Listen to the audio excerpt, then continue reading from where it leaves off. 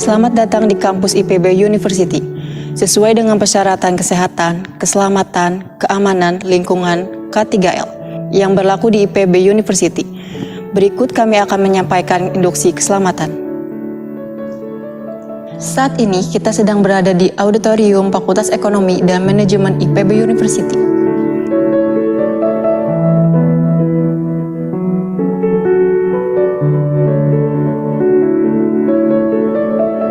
Penting bagi kita mengetahui prosedur evakuasi apabila terjadi keadaan darurat.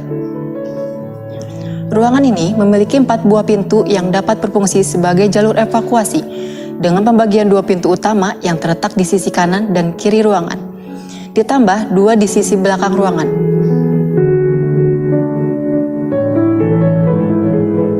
Ruangan ini juga dilengkapi dengan 2 alat pemadam api ringan atau APAR dan kotak P3K yang terletak di bagian sisi kanan dan kiri ruangan.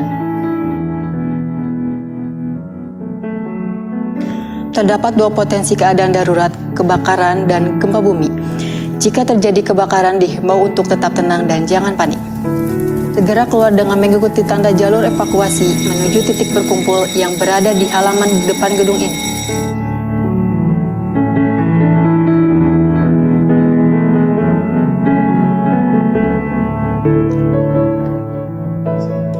Apabila terjadi gempa bumi, jangan panik, segera lindungi diri, hindari benda yang menggantung, hindari area dengan material kaca. Selalu waspada dan tunggu sampai keadaan benar-benar kondusif, lalu segera keluar gedung dengan mengikuti tanda jalur evakuasi atau bisa segera menghubungi petugas keamanan gedung. Demikian induksi keselamatan ini kami sampaikan. Jangan lupa utamakan keselamatan dan kesehatan. Terima kasih atas perhatiannya dan selamat beraktivitas.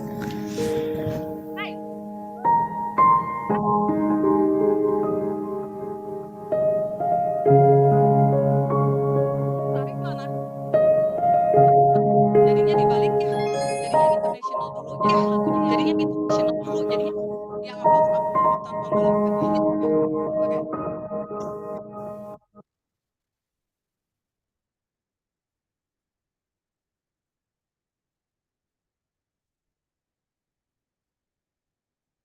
Oke. Enggak, langsung aja deh. Udah balik aja nih Mas, Indonesia Raya dulu aja deh. Iya, Indonesia Raya dulu aja ya. Mas, jadi kita pertama Indonesia Raya dulu langsung, terus pidato-pidato, nanti baru yang cultural fashion show, itu international dulu ya. Ya? Ya, terus habis itu baru Indonesia Raya.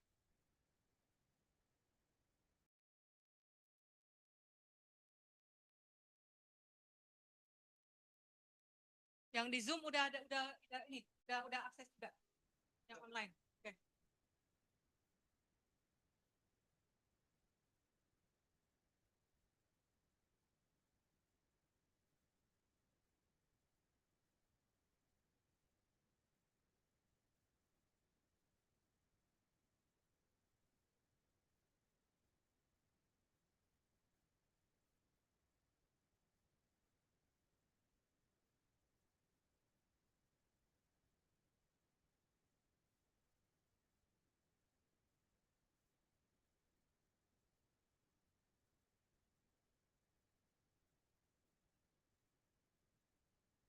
Itu aja.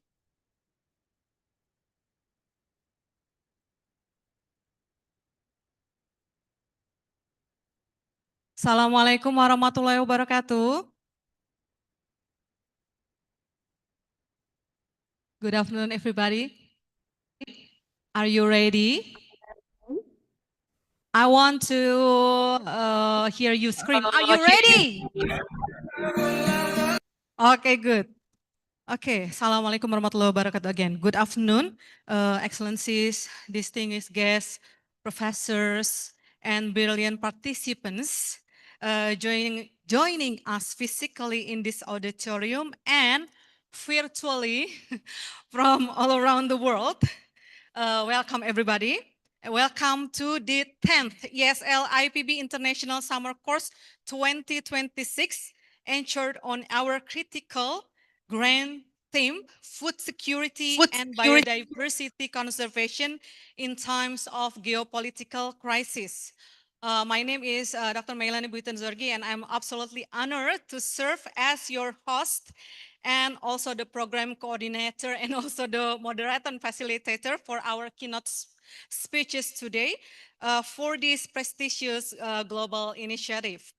Before we begin our journey, it is my distinct privilege to warmly welcome and acknowledge our honorable university leadership and VIP guests who grace us with their presence today. The Honorable Rector of IPB University, Dr. Alim Setiawan, who will send us the welcoming remarks. The Honorable Dean of the Faculty of Economics and Management, Professor Dr. Irfan Syauqi Baik. Terima kasih Pak Dekan. The Honorable Deputy Director of the Directorate of International Program, Ms. Indri Fitrianti, MSc. Selamat datang Ibu. Also our world-renowned keynote speakers, Professor Dr. Herman Weibel and Associate Professor Dr. Zulfan Tajuddin. Welcome, and also our Head of Department, Dr. Adi Hadianto. Welcome, Pak Adi. And also for all of you, welcome to Bogor. Welcome to the hot Bogor, yeah. It's so hot then, but I think everybody still enjoy this event today. Thank you all so much, for your invaluable presence and steadfast support.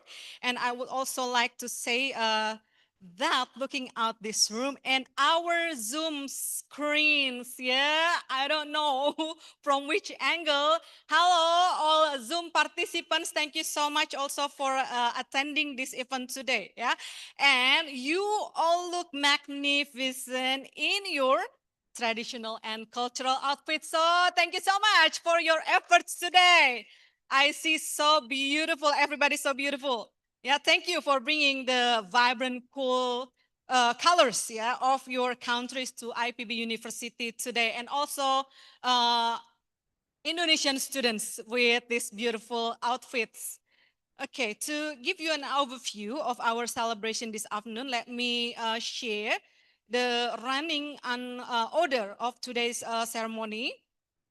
We will begin with the, of course, we have to send to our national anthem first, and then also Hymne IPB. And then we will hear the welcoming remarks from our leaders. And then once the program is officially launched, we will enjoy the cultural fashion show from the international students. I will call you by countries, okay? So international students, be prepared. And then we will have Kazakhstan sword dance from a Kazakhstan student. Be prepared, Aina. Okay, and then after that, then we will hear our two keynote speakers from Germany and from Australia. And then after that, we will have another cultural fashion show from Indonesian students. I think it will be magnificent, all of you. Okay, now, after that, of course, we will wrap up with concluding remarks and then photo session. Okay, now, to formally commence our agenda, please welcome our first segment, the national anthem of Indonesia, which is Indonesia Raya, followed by hymn IPB. Everybody, please stand up. Thank you.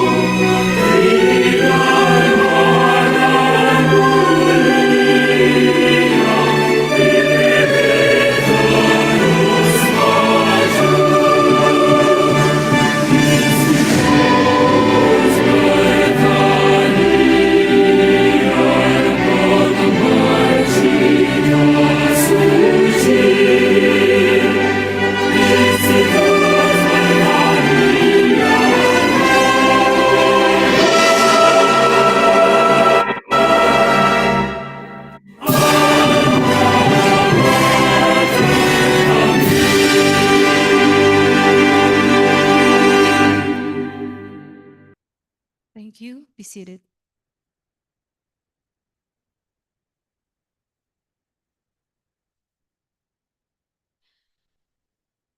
Distinguished guests, ladies and gentlemen, I also want to welcome Ibu Profesor Dr. Eka Intan. Thank you, Ibu, for coming, and also the Secretary of the Department of ESL, Ibu Harini Harjanto, and also Dr. Nia Kurniawati, one of our young lecturer. We always say that Ibu Nia is Ketua OSIS because she always young, looks young. And also, of course, Ibu Fitri, Thank you so much for coming today. As the coordinator of the ESL International Summer Course 2026, it is my utmost privilege to present our participant summary report. This year, we have hit an extraordinary milestone with a grand total of 288 registered participants. Our cohort represents a spectacular blend of local and global minds. We have 167 participants joining us from right here across Indonesia and 121 international participants joining us from all corners of the world. Beyond Indonesia, this year's program brings together brilliant minds from 30 different countries.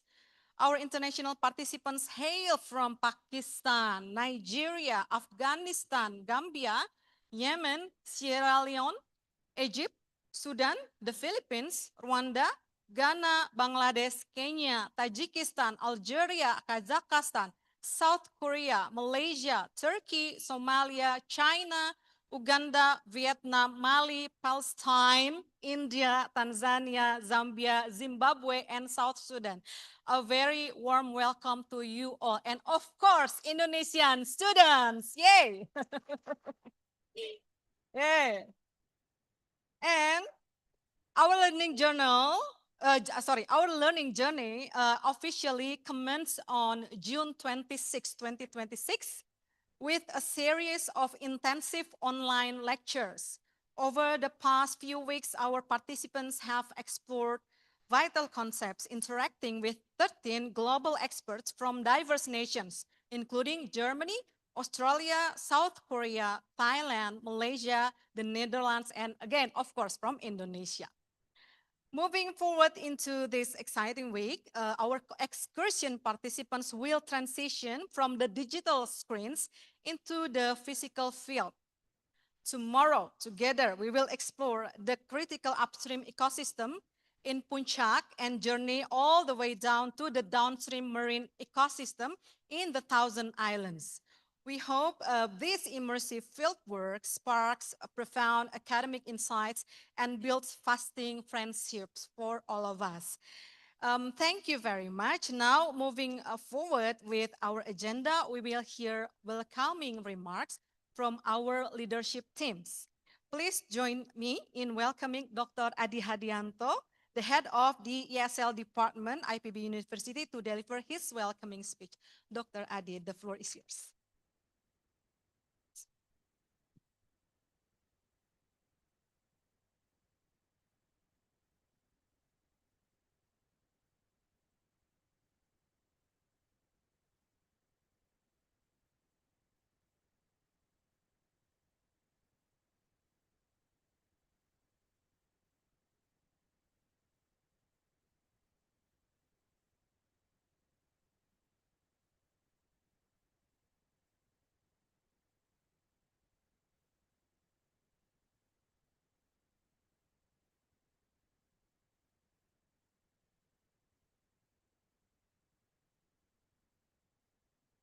Bismillahirrahmanirrahim. Good afternoon, everybody. Distinguished Rector IPB University, Dr. Alim Setiawan, Dean of Faculty of Economic and Management, Professor Dr. Irfan Shaukibek, Director of International Education IPB University, Dr. Indri Hapsari. Thank you. Our honor keynote speakers, Professor Herman Webel from the University of Hanover, Germany. Thank you for coming. And Associate Professor Dr. Zulfan Tajudin from Western Sydney University, Australia, esteemed staff and lecturers, and all participants from 31 countries who have traveled far to be with us today. It's my great honor to welcome all of you to the 10th International Summer Course, Department of Resource and Environmental Economics, IPB University. The topic for the 10th International Summer Course is Food Security and Biodiversity conservation in times of geopolitical crisis. This topic was selected to provide participants with a comprehensive understanding of the interplay between food security and biodiversity conservation amidst global geopolitical uncertainty. Escalating geopolitical tension, supply chains disruption, climate change, and environmental degradation continue to exert significant pressure on the global food systems. These challenges underscore the critical need to build resilient food system while preserving biodiversity and the ecosystem services essential for food production and sustainable livelihood. Through lectures by international experts, discussion, and collaborative learning activities, participants in this summer course will explore various trade-offs and synergies between biodiversity conservation and food security while gaining an understanding of the valuation of environmental resources and sustainable ecosystem management. On behalf of the Department of Resource and Environmental Economic IPB University, I would like to extend my sincere gratitude to the organizing committee, sponsor, and partners for making this summer course possible. Thank you, thank you, thank you for your unwavering support and dedication. Thank you. Assalamualaikum warahmatullahi wabarakatuh. Waalaikumsalam warahmatullahi wabarakatuh. Thank you so much, Dr. Adi Handianto, for very warm welcoming. Next, we would like to invite the Dean of Faculty of Economics and Management, Pak Irfan. Prof. Irfan, the stage is yours.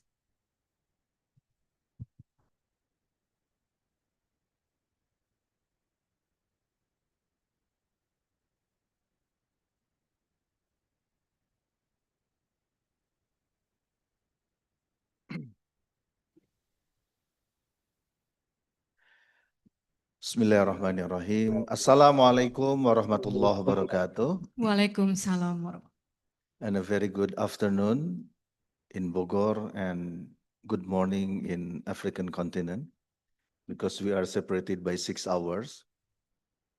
And today is a very busy day for our faculty because we have 3 opening ceremonies of summer course and winter course. Yeah, although we don't have both summer and winter, but we name it summer course and winter course. Maybe winter following Australia, summer following Europe and US.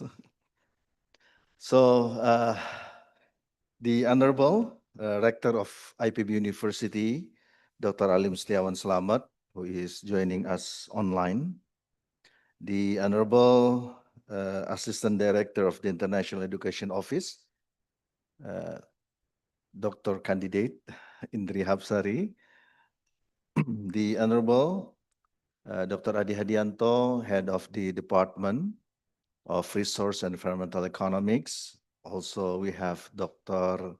Eko Rudi Cahyadi, Head of the Department of Management. Our keynote speakers, Prof. Herman Weibel, and also Prof. Zulfan Tajuddin. Distinguished faculty, and above all, the 288 participants joining us from 30 countries around the world. On behalf of the Faculty of Economics and Management, I would like to welcome you. Welcome to Bogor, welcome to this university, welcome to this faculty. And welcome to your second home country. Yeah, and I have a friend here from Pakistan, so I have to mention it. Apka kya hal hai? Tik tak? Okay, bahut shukriya. Yeah. So it is a genuine privilege for our faculty to host once again the ESL International Summer Course, now in its milestone 10th year. The Department of Resource and Environmental Economics, which has coordinated this program since its inception, sits at the very heart of what our faculty stands for, using rigorous economic analysis, not as an end in itself, but as a tool to understand and ultimately improve how people and nature depend on one another. This year's theme, food security and biodiversity conservation in times of geopolitical crisis, could not be more timely. As economists, we are trained to think in terms of scarcity, trade offs, and incentives. But the past few years have shown us that scarcity is no longer only about resources, it is also about trust between nations, about supply chains that can be disrupted overnight, and about ecosystem that do not respect political borders, even as conflicts and trade barriers do. This is exactly why we built this course on three intersecting pillars: natural resource and environmental economics, development economics, and political economy. None of these fields alone can explain why food systems strain under geopolitical pressure or why biodiversity loss accelerates in times of crisis. Together, they can. Distinguished participants, ladies and gentlemen, today you will hear from Prof. Webel. He is also our, previously we have accreditation process. So Alhamdulillah, now all of five study programs in FAM, including ESL, have been internationally accredited by ACAS. Thanks to Prof. Webel. We will learn from him on how Asian agriculture is adapting to a climate change and increasingly risky world, and from Professor Tajuddin on whether Indonesia truly fits the narrative of a green sacrifice zone. These are not comfortable, one sided lectures. They are invitations to disagree, to question, and to bring your own country's experience into the discussion. I encourage every single of you, every single one of you, whether you come from a small island state, a landlocked nation, an emerging economy, or an industrialized one, to speak up. Your perspective is as much a part of this curriculum as anything in the syllabus. Beyond the classroom, our faculty is proud that this program does not stop at theory. You will see firsthand what conservation and food security look like on the ground in a country that carries some of the richest biodiversity and some of the most complex development challenges on earth.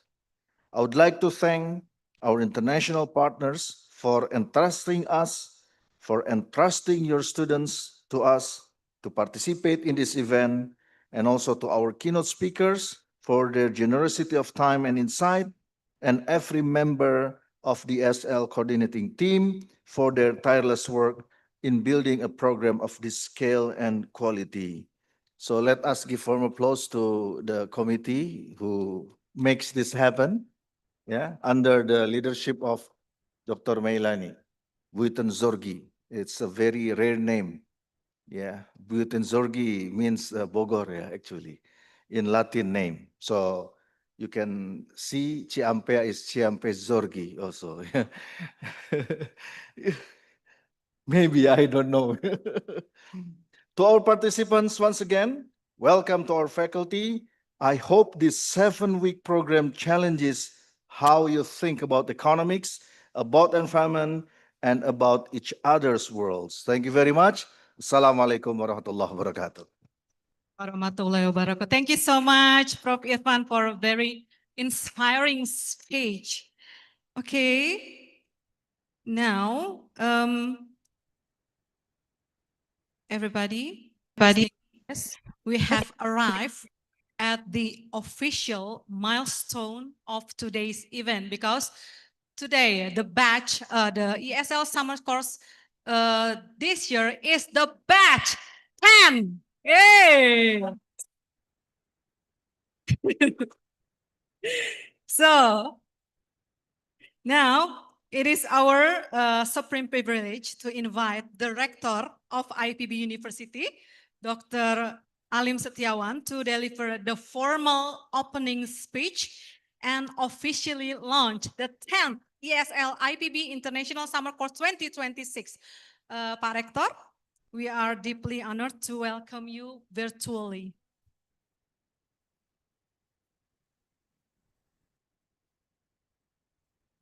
Assalamualaikum warahmatullahi wabarakatuh. Good afternoon. Selamat siang. Distinguished Professor Dr. Irfan Sokibek, as Dean of the Faculty of Economic and Management, Dr. Diki Indrawan, as Director of International Education, Dr. Adi Hadianto, as Head of the Department of Resource and Environmental Economic, Professor Herman Webel from University of Hanover, German, Associate Professor Dr. Zulfan Tajuddin from Western Sydney University, Australia, esteemed faculty, staff, and most importantly, our participants from 31 countries. It's my great honor to welcome all of you to IPB University. Today we mark a milestone, the 10th Resource and Environmental Economic IPB International Summer Course. For almost 10 years, this program has carried IPB University's name and mission to classrooms and communities across the globe. That is a testament to the dedication of the Faculty of Economic and Management, the Department of Resource and Environmental Economic, and everyone who has built and sustained this summer course since its first edition. Ladies and gentlemen, IPB University is recognized as one of Indonesia's leading research universities, consistently receiving the highest number of government-funded research projects in recent years. Our excellence in agriculture and forestry is reflected in our position among the world top 50 universities in the QS World University ranking by subject. And we are also ranked among the top 100 for veterinary sciences. We are deeply committed to the UN Sustainable Development Goals, reflected in our ranking 62 in the Time Higher Education Impact Ranking. And we support interdisciplinary research. Currently, we rank 42 in the Time Higher Education Interdisciplinary Ranking. The theme of this year's food security and biodiversity conservation in times of geopolitical crisis is both timely and relevant. Global challenges such as climate change, trade disruption, and geopolitical tension place increasing pressure of food system and ecosystem. The data underscores the urgency of this theme. FAO SOFI 2025 reports up to 720 million people facing hunger in 2024, with conditions worsening across Africa and Western Asia amid conflict and trade disruption. Indonesia itself ranked in the low 60 on the Global Food Security Index, reflecting persistent gap in food supply availability. Globally, wildlife population have declined 73% since 1970, and Southeast Asia account for up to 80% of human-driven mangrove loss worldwide. These numbers show why food security and biodiversity conservation must be addressed together, not separately. Addressing this challenge requires integrated approach that combine scientific knowledge, science policy, and international collaboration. Ladies and gentlemen, we are honored to welcome 288 participants from 31 countries representing Asia, Africa, Europe, the Americas, and Oceania, along with our distinguished keynote speakers, Professor Webel and Associate Professor Tajuddin, who will share their valuable insight. What makes this program distinctive is its blend of academic learning and field experience. Participants will not only attend lectures, but also engage directly with coastal communities, plant mangroves, visit sea farming initiative, and participate in conservation activities. These experiences are designed to deepen understanding of the real-world challenges and opportunities in food security and biodiversity conservation. I encourage all participants to take full advantage of this opportunity, engage actively in discussion, learn from diverse perspectives, and build a lasting network with peers around the world. International collaboration is essential for finding solutions to the complex challenges we face. I extend my sincere appreciation to the Faculty of Economic and Management, the Department of Resource and Environmental Economic, the organizing committee, our partner institution, and of course our keynote speakers for their contribution to this program. With saying Bismillahirrahmanirrahim, I hereby declare the 10th Resource and Environmental Economic IPB International Summer Course on Food Security and Biodiversity Conservation in times of geopolitical crisis officially open. Thank you. Terima kasih. Assalamualaikum warahmatullahi wabarakatuh. Thank you so much, Pak Rektor, for your unwavering support every year for this program. Okay, I believe that, thank you so much, Pak Eko from Dr. Eko. Dr. Eko was a Prof. Weibel student from management department. Thank you so much, Pak. Thank you so much. Thank you so much, Ibu Fitri. Give applause also for Ibu Fitri. And it's also, I think it's important to introduce you to one of our 2020 summer course alumni, Muhammad Matni. Okay, now from Pakistan or Bangladesh? From Pakistan, yes, Muhammad Matni, 2020 students. And now, now he is doing postdoctoral degree, postdoctoral research here in IPB, Faculty of Forestry. Thank you, Matni, for coming. Okay, now I believe everybody wants to see more closely to our international students, right? Okay, so international students, please be prepared because we want to introduce you with the flag. Okay, yay. Okay, come on, international student, quick. Come on, I will introduce you by country, okay? Come on. Come on, then because then we want to hear our keynote speakers. Come on, okay. Right. Okay, music. Okay, first, music, Pak. I will introduce you by country, by alphabet. Okay, so you know which one is first. Bangladeshi. Okay, Muhammad Ajman, Adi. Please, yeah. Okay, and then after that we will have picture with them. Okay. All right, yay! Music. Okay, then from Egypt we have two, Asma Mokhtar and Esra Mokhtar Ibrahim. I believe they are twin. Are you twin? Yay! Come on, thank you. No, you stay there. Ajmain, you stay there. Okay, you stay there. Everybody just stay there, all right? All right. And then, Gambia, Gambia. We have quite a lot from Gambia. Abduli Sandeng. Abduli Sandeng.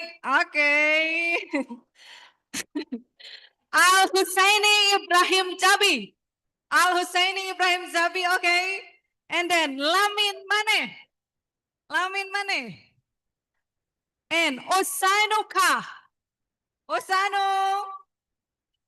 And then Osman Kor. Osman. Rabianto Jalo. Woohoo! And yeah, that's all from Gambia. All right, so they're so beautiful, isn't it? And from Indonesia. Hey, come on. From Indonesia, maybe you prepare, yeah, after this, okay? Excursion students from Indonesia, only excursion students, all right? Only excursion students. We have, okay, where are they? Excursion students from Indonesia, please you be prepared, okay? I will call other country students first. Okay, from Kazakhstan, Aina Azamat. Yay. Oh, tomorrow. Oh, okay. Okay, yeah, yeah. Okay, 2 more students from Gambia. Sorry, because you write the Gambia. So it's from T, not from G. Okay, from Gambia again. Okay, Binta Jane and Penda Soe. Okay, yay. Oh my God, what is that? All right, then from Pakistan, Erum Hussein and Rahimullah. Yay! All right, and Pakistan and Sierra Leone. Okay, from John Kamasi. Yay, John Kamasi. Abdullah Kamara and Yusuf Setai. Hey.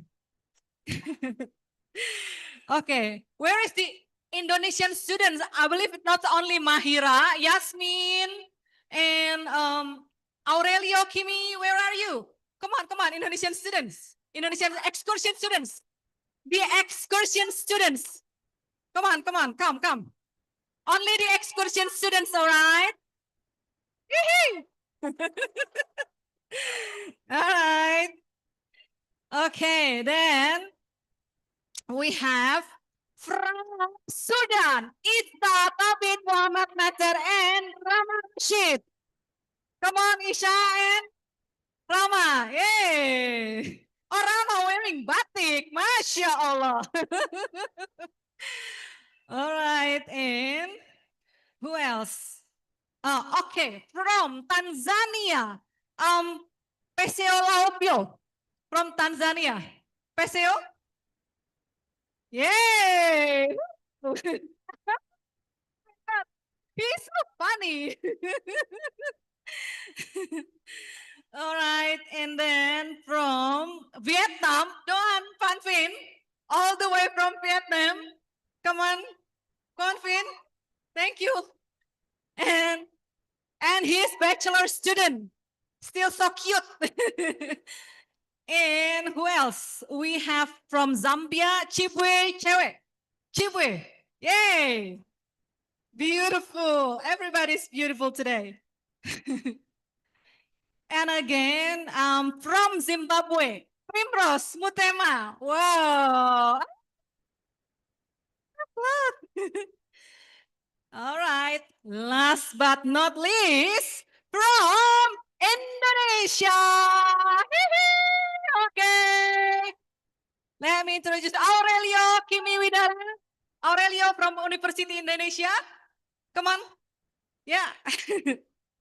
Thank you. And Bima Sakti Nayotama. Bima Sakti. Where is Bima? Bima, okay. And then Fatian Aurelio Stiadi. Ferdi Kurniawan. Oh. And then Gania Nayara. Jati, Gania. Where's Gania? Oh, okay. Okay, and Hakim Cendekia Samputra still ill ya, Hakim. And Kisha, Fiza Darmawan. Kisha. And Halif Hambrilian Prinandwito. Halif. Mahira Alina Nisa. Hey, Pinky, Pinky. And then Michael Nice Nausal Vibo. Michael. And Michael, and then Muhammad Ilham Nugroho. And Raihan Rizky Sayogya. Oke, Raihan. And Sania Yasmin Taira. Last but not least, Julia Cahyaningrum. Oke, Masya Allah. Which one is your favorite? Everybody. Woo. All right. Okay. So how do we do this? Okay. Please. And also Matni from Pakistan, come as alumni. All right. So how we do this? How? Tolong diatur dong fotonya. I would like to invite Prof. Weibel, Prof. Pak Zulfan, Pak Adi. Come on, let's go upstairs to take picture with this beauty. Oke. Ayo, Bu Eka, Mbak Nia, Bu Fitri. Come on, tendik, teman-teman. Bu Oda. Come. Ayo, Mbak Nia. Okay, then how we do this to make everybody, or maybe the boys squat, I think. What do you think? Yeah, the boys please squat, and then the girls come behind the men. Yeah, please do this. We want everybody, fit in one screen. All right. I'm sorry for that. Okay, come on. Maybe just come forward. Come forward a bit because we have sofa there. Oh. Yeah. Oh my God. Yes. Okay, boys. Okay. Okay, let me also join them.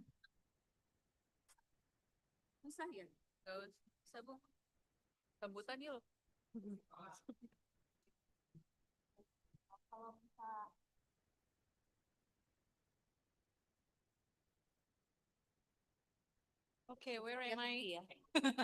Aku di mana nih? Ya, oke. Oke. Seru. Oke, paparazi silakan. Silakan paparazi.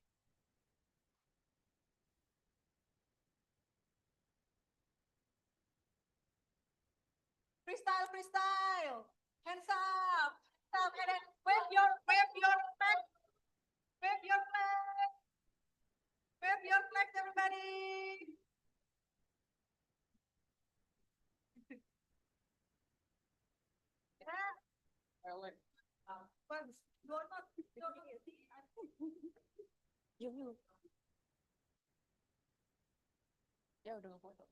Get up. Lagi. Okay, again, wave your flag, everybody, and wave your hand. Don't bring flag. Okay. All right, music. Where is the music? Ada musiknya mana? Kayaknya nggak bisa musiknya.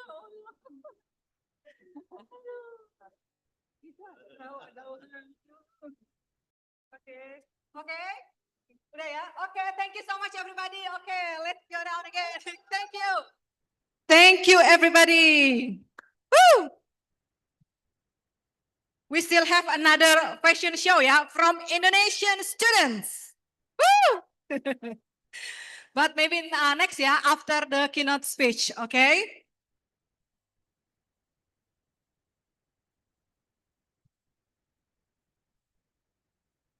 Masya Allah. Thank you.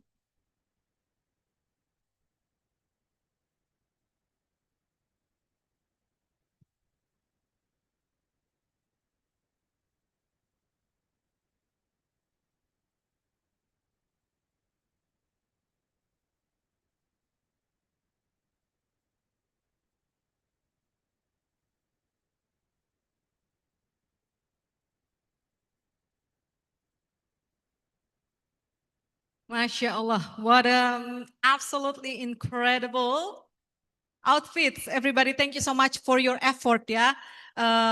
Bring those beautiful outfits from your country to this event. Okay, now, distinguished guests, ladies and gentlemen, we are now entering the academic pinnacle of our ceremony, the global keynote session. Today, we are deeply privileged to welcome two world-renowned experts who will unravel the complex layers of our theme. Our first keynote speaker joins us all the way from Germany. Please welcome Professor Dr. Hermann Weibel. Yeah, Professor Hermann Weibel, an eminent emeritus professor of development and agricultural economics from the Institute of Development and Agricultural Economics at Leibniz University, Hanover. Professor Weibel has dedicated decades of his illustrious academic career to exploring the frontiers of production economics, rural transformation, and agricultural policy. His groundbreaking work heavily focused on poverty dynamics, vulnerability to climate change, and smallholder livelihood strategies across emerging economies. He has led extensive multi-year panel data research projects, in Southeast Asia, most notably in Thailand and Vietnam, unraveling how global economic shocks impact rural household ecosystems. Beyond his extensive institutional leadership at the Leibniz University Hanover, Professor Weibel's academic footprints includes a massive catalog of high-impact publications in top-tier journals.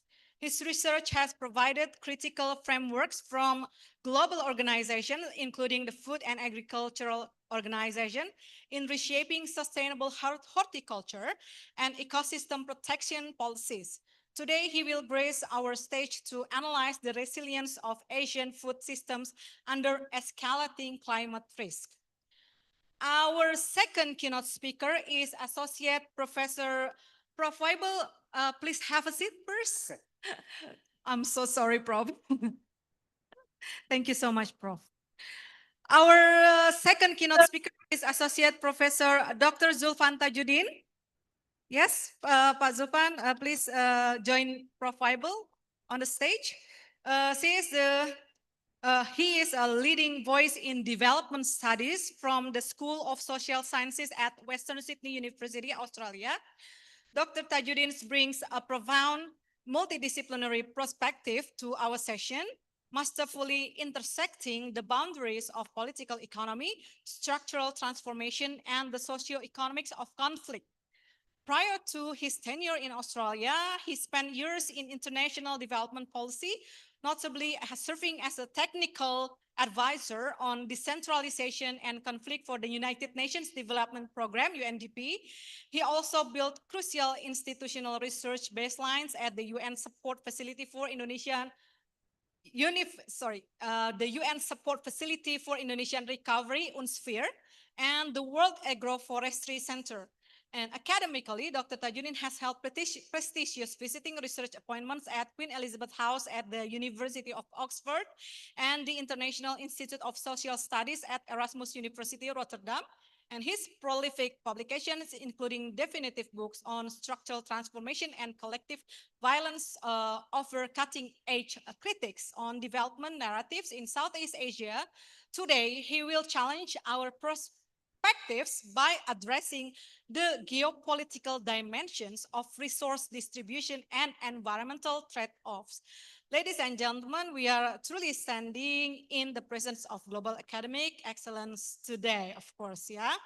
Okay, so the first keynote speech will be delivered by Professor Herman Weibel.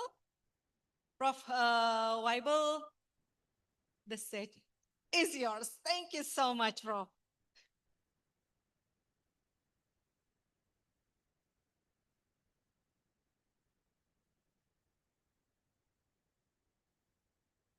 Yeah, that works. Yes, thank you very much, Dr. Mailani, for this wonderful introduction. And welcome to you. Selamat sorry, now we say sorry, right? Or we say siang. Selamat siang. Yeah. Good afternoon.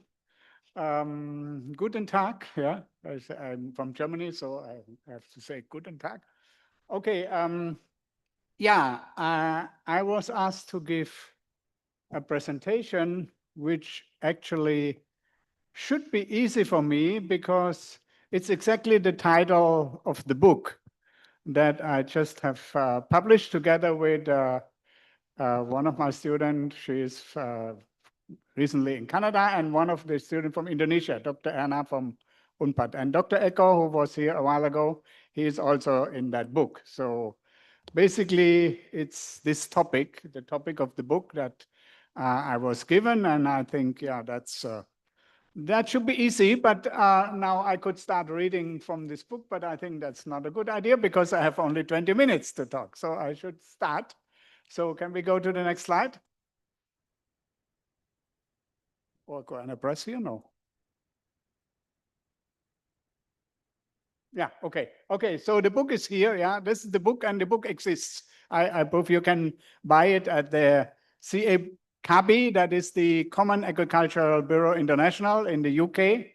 The price is a bit expensive. It costs 119 pounds, yeah. So, but as students, you may get discount, and your institution may buy, and so on. Okay, anyway, I will telling you about that, and then you can decide if it's worthwhile or not to read this book. Okay, next slide. Yeah, okay, the background of the book is really that I had so many students, about 60% from Asia, but there are also many from Africa. And I actually had in mind to also write a similar book about Africa, but this one is just about Asia. So since you have come to Asia, we talk about Asia. So there were 40 years field research in Asia.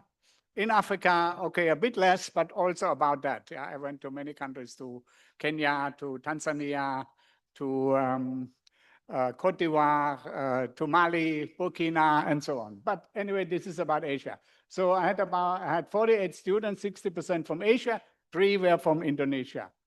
And the book covers 9 countries, which is, if you take it in terms of population, it's half the population of the world, because it's China, India, Bangladesh, and then the Southeast Asian countries, Indonesia, Laos, Philippines, Singapore, Thailand, Vietnam.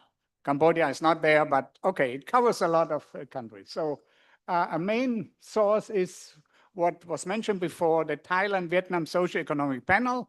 It's a long-term household panel, which I have started in 2006. And you can go to the website, and the data are public good, so you can request the data and you can use it for your thesis. Those who work on Thailand, who work on Vietnam, you can use it.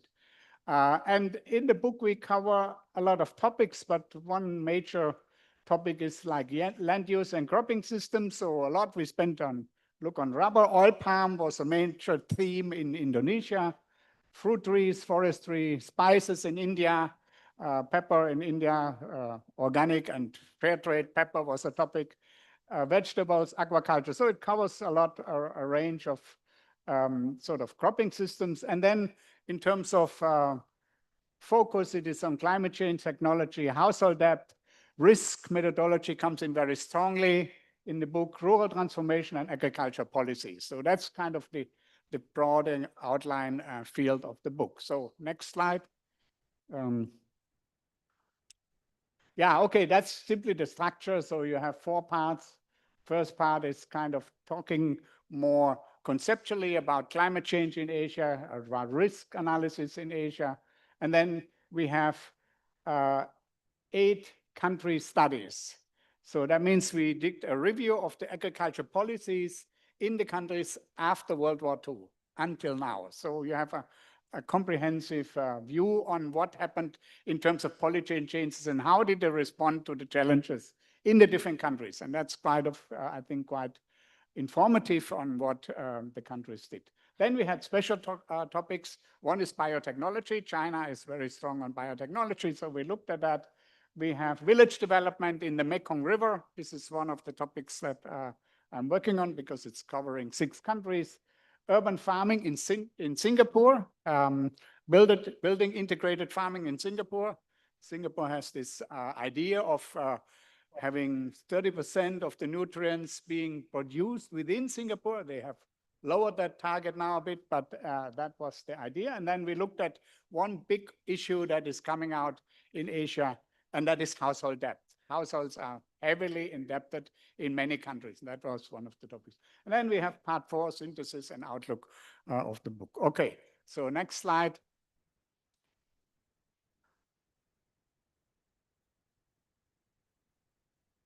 Can we get the next slide? It works or not? Kind of, we're stuck. What happened? Okay. Okay.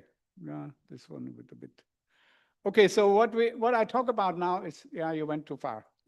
Okay, anyway, it's okay. Leave it there, leave it there. Yeah, what I talk about now is looking at kind of, yeah, the food security broader issue. And I first talk about the geopolitics of food security. Now, we all know that, okay, since the Russia-Ukraine war, there has been an impact on, for example, Ukraine was a major producer of wheat, a major producer of sunflower. And so there were suddenly, when you look at agriculture prices internationally, they shot up in response to this conflict in 2022.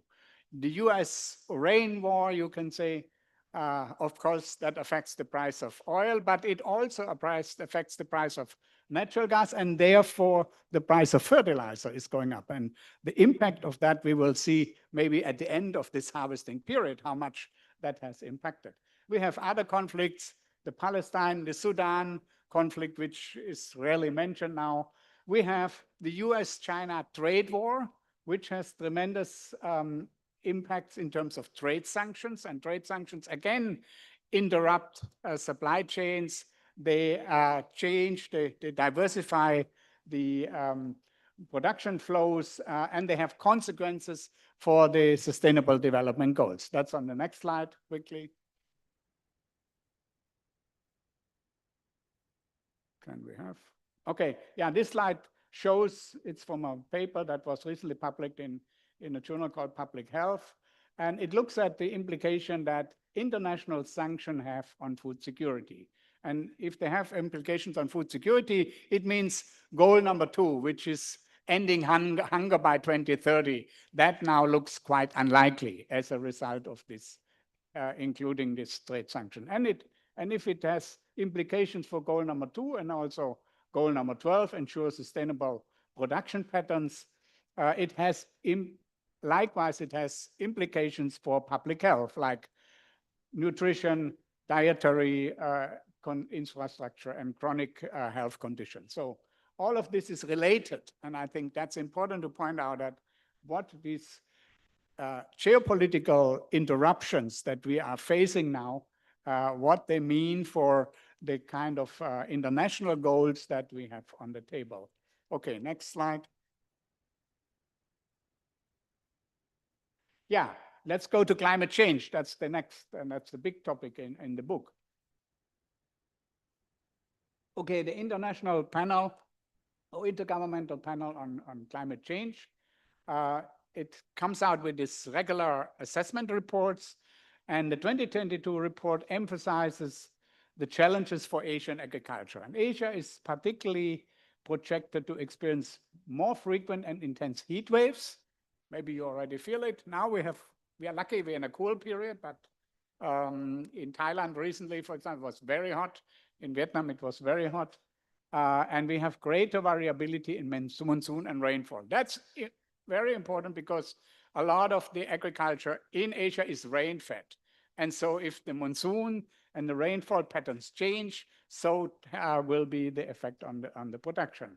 And of course, I look at Pakistan. Pakistan is, okay, they got a lot of these rivers coming from India and then flooding Pakistan. So we have that. And Southeast Asia is likely to face maybe fewer, but more extreme tropical cyclones, and that would raise flood levels and prolonged inundation, especially in the Mekong Delta. The Mekong Delta is in Vietnam, and that is now subject to a lot of threats, which is in relation to climate change, but also to changes in the river. This is on our research project that I'm currently doing.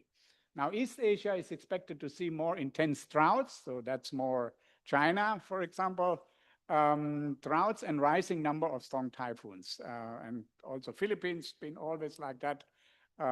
Philippines belongs to Southeast Asia, but it's more further on the east.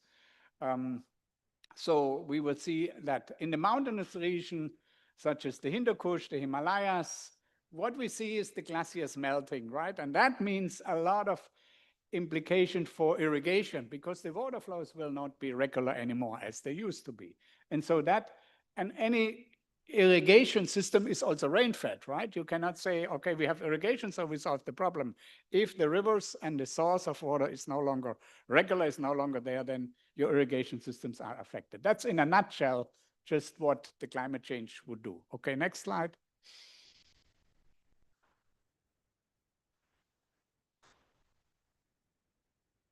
Okay, yeah, you see, the upper photo is from Pakistan.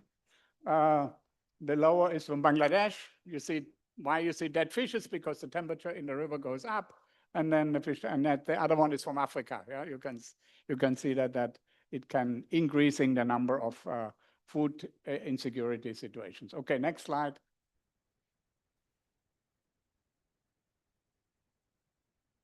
Yeah, this is a slide that shows, it's a report from the Asian Development Bank that has looked at the agricultural losses from climate-related disasters. And you see Pakistan again on the top. That's really the country that's so unlucky in terms of what happens in terms of floods.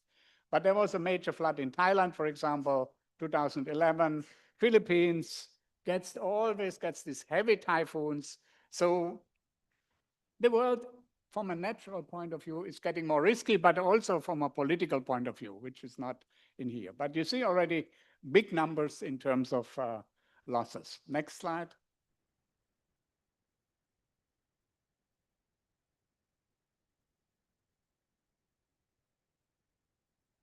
Okay, yeah, we can quickly go to that. So this is showing you all over Asia, what's going on currently and in the future. Asia is identified as one of the regions most vulnerable to climate change, especially on extreme heat, flooding, sea level rise, and erratic rainfall. So that's what you see here in the different places all around. You see the symbols, and they would show you Jakarta. I don't know. What do you think, Jakarta? What will happen to Jakarta? Maybe if we come here in 50 years, I don't know, maybe Jakarta is either floating or is under the sea. That could be. That's why Indonesia tries to build a new capital in Kalimantan. We will see what will happen about that. And that can happen to a lot of other cities like Manila or Bangkok. They have similar problems. And it becomes more and more expensive to build walls to protect the sea from coming. The seawater the level is rising, and so it's getting more costly to protect all these cities from the sea. Karachi, probably similar. I mean, you have a lot of these things. So that's what this shows. Next one. Okay, here again, projected climate change impacts on Asia. So you have Cambodia, what commodities would be mainly affected in northwest Vietnam, most of Vietnam, rice will be affected. So you have here temperature increases, impact on production, and you see mostly the arrow is going down, and you see numbers. These are projections, so they can be wrong, but I mean, it gives you an indication of where things are going. And mostly, some countries probably, some areas may benefit because, okay, they become wetter, and therefore there will be more rainfall, and other which were used to be dry, or for example, some areas in Europe become warmer, so we have new crops that we can grow there, but we also have new pests. So suddenly we have mosquitoes in Germany, which we didn't have before. And so this is all what is changing. And we sort of, okay, they make projections when this will happen. Some, they say 2080, okay, you may still be around in 2080. I will not be around 2050. I'm surely also gone, but you will be around and you will know what of that, how much of that is true. Okay, next one. Yeah, other issues are, and that is kind of comes in addition to the climate change, and that's the deforestation and the area expansion, a lot of monoculture. Okay, we have rubber, we have oil palm, we have sugarcane, and different areas or cropping systems which are monoculture based. We have often inadequate soil management. We have overuse of agricultural chemicals. That's still going on. We have water is rarely used efficiently. There are much more better technologies to do that. Overgrazing, lack of ecosystems recognitions. That means pests are often man-made, right? Because they are not managed in a way they could be managed, and they wouldn't be pests, they would be just organisms. But because we spray the wrong time, we spray the wrong chemicals, we kill the natural enemies, and then the pests come up. We have a lot of food residues and residues in food waste, and then we have occupational health risks. So there's a lot of factors which have been there before climate change came, and which makes it all the more difficult. Okay, next slide.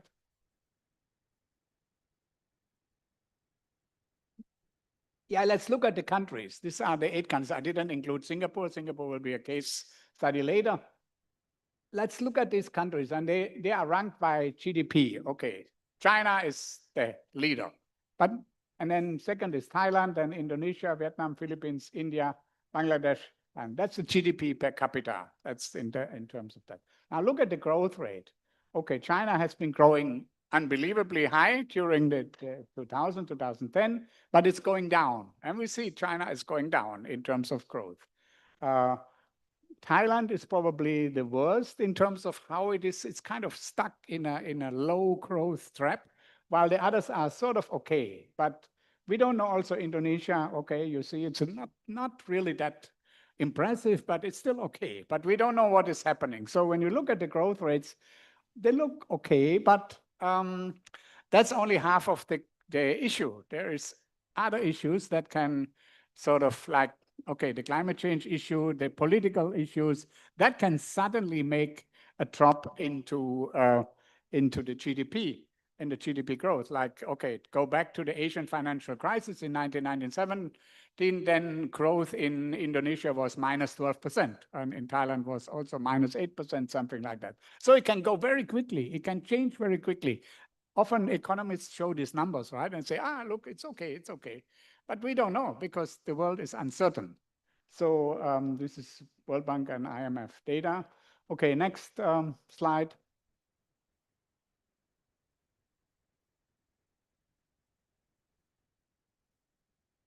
Yeah, this is now in the book. I looked at these 8 countries, and I looked at the agricultural transformation and the agriculture indicators. So you see, okay, now this is ranked by alphabetically. So Bangladesh is first, and Vietnam is last. So it's nothing to do with any kind of numbers. So if you look at the GDP share of agriculture, it is going down in all the countries. Okay, Laos is still pretty high because it's still very much an agricultural country.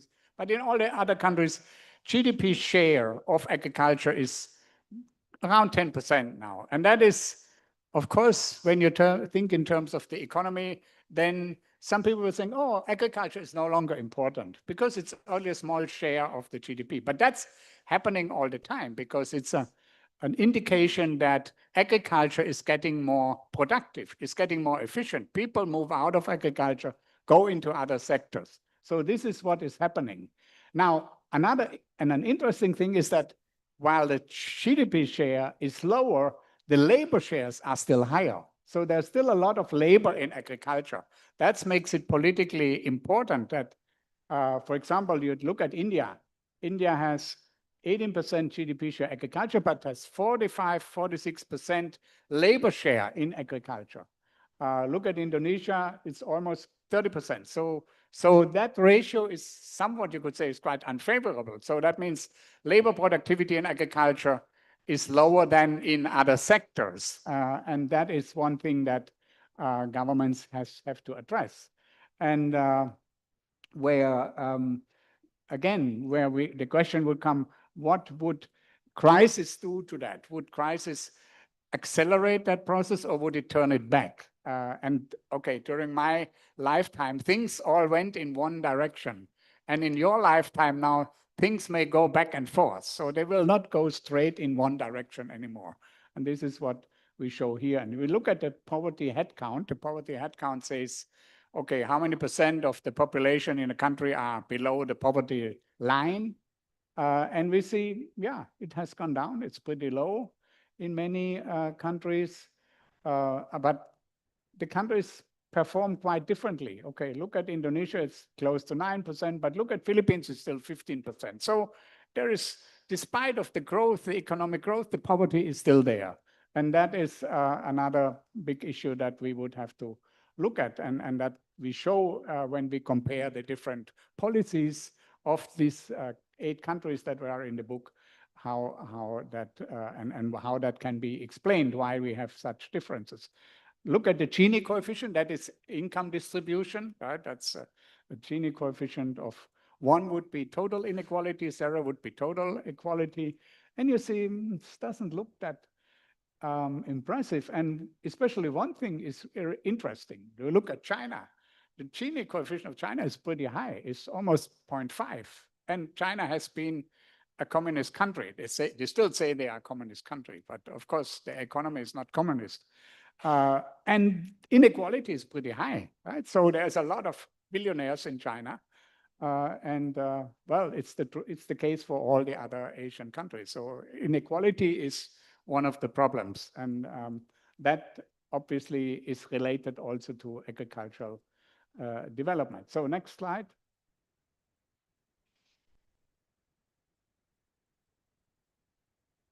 Yeah, now let's look at structural change and rural transformation. Okay, I said people get out of agriculture. People go to other jobs and agriculture would become more efficient and would become mechanized. And so how does rural Asia look like? Okay, so there is, and this is the points that I will discuss in the next couple of slides. So how do rural areas look like? What are the indicators of agricultural transformation? Is agriculture really moving, or is it kind of more stagnant? And how does this look across the different countries? What about the farm sizes? Okay, we hear a lot from politicians that, yeah, we need to have big farms, like in the West, like in America, like in Europe, we need to have the big farms. But the opposite is happening. Farms in Asia are getting smaller. Why? You can ask that question. And then the question is, okay, now technology is coming in. Everything is becoming IT-based. You have drones for spraying. You have automated tractors. Can small farms adopt such kind of technologies? And the other question is, okay, would you want everybody to go to live in Jakarta or in Bogor, or would you want people also to stay in villages? Can you make villages become attractive places for working and living? And that is an increasingly important question because, yeah, let's say Jakarta is going under the sea, then where would people go? Okay, so let's go to the next slide. We'll see some of the pictures there.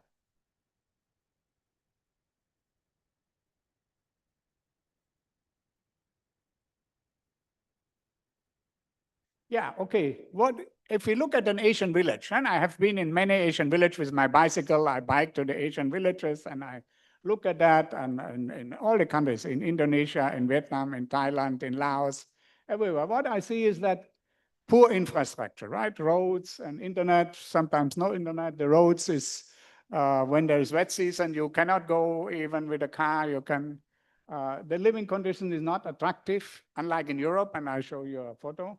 The demography is changing. The villages in Asia is for old people. Old people are there, the young people are away. The social life is declining. So because, okay, if only old people are there and the very young kids are there, They're just waiting for the money to be sent from the people who work in the city. There's still small-scale farming, mostly are small farmers. And then you need climate-smart technologies. Okay, irrigation, smart irrigation, soil conservation, and so on. That's still very limited in terms of adoption. And then you have some businesses in villages, which is more low return. So it's not really some commercialization that you would want to have, that people would stay and can make a living. Okay, next slide.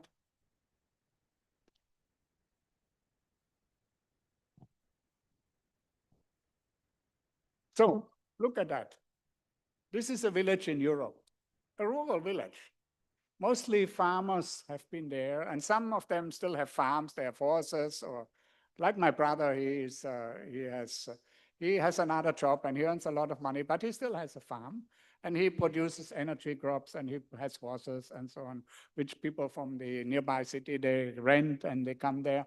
So this is, and now look at the village in Asia. This is, why couldn't the Asian village look like the European village? Couldn't we make it like that so that people want to live there, want to, have their computer, do their internet jobs, and you have small businesses there? Why couldn't that happen? Okay, that's a question that maybe we can go in the discussion. We can go to that. Next point, next slide.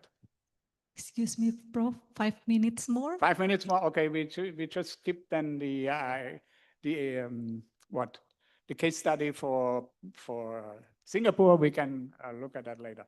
Okay, so let's look at the transformation, how that has happened in the different countries. So, okay, agriculture growth.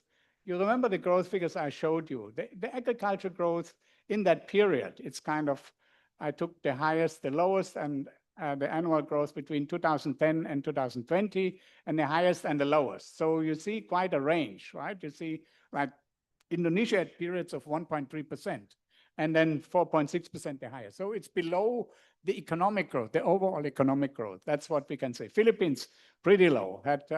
Thailand had negative growth to positive growth. So a lot of variation, similar to Vietnam. So the growth is very variable. So why agriculture? Obviously, agriculture is much more vulnerable to such effects like political, climate change, and so on. Productivity, I take here the rice yields as an indicator of productivity. And again, you see quite differences. You see China is topping out. It's really the highest level of productivity. Vietnam is pretty high, but Thailand is pretty low again. So you see a big differences between the countries who have similar natural conditions of production for rice, for example. Okay, then look at the share of integrated irrigated land. That's pretty low. Okay. Yeah, land reform is one issue, and that's why some of things are not going very fast. Okay, let's go to the next slide. Yeah, skip that slide, skip that. We talked about that already. Farms are small and they're getting smaller. Yeah, farms are getting smaller. You can see that on the next slide. Go to the next slide. Yeah, here you see, this is what we put together in the book. We put together the farm sizes and we said, okay, what is the average farm size? And you see that in most countries, it's below 1 hectare. Thailand is a bit bigger because Thailand has a lot of land, but the productivity is low. They don't so much they are not so much concerned about that. And then you look at how many farms are below 2 hectares. So most of the farms in most of the countries are below 2 hectares. And that hasn't changed in the last 20, 30 years. So is it a problem? Yeah, we can ask that question. Is it a problem?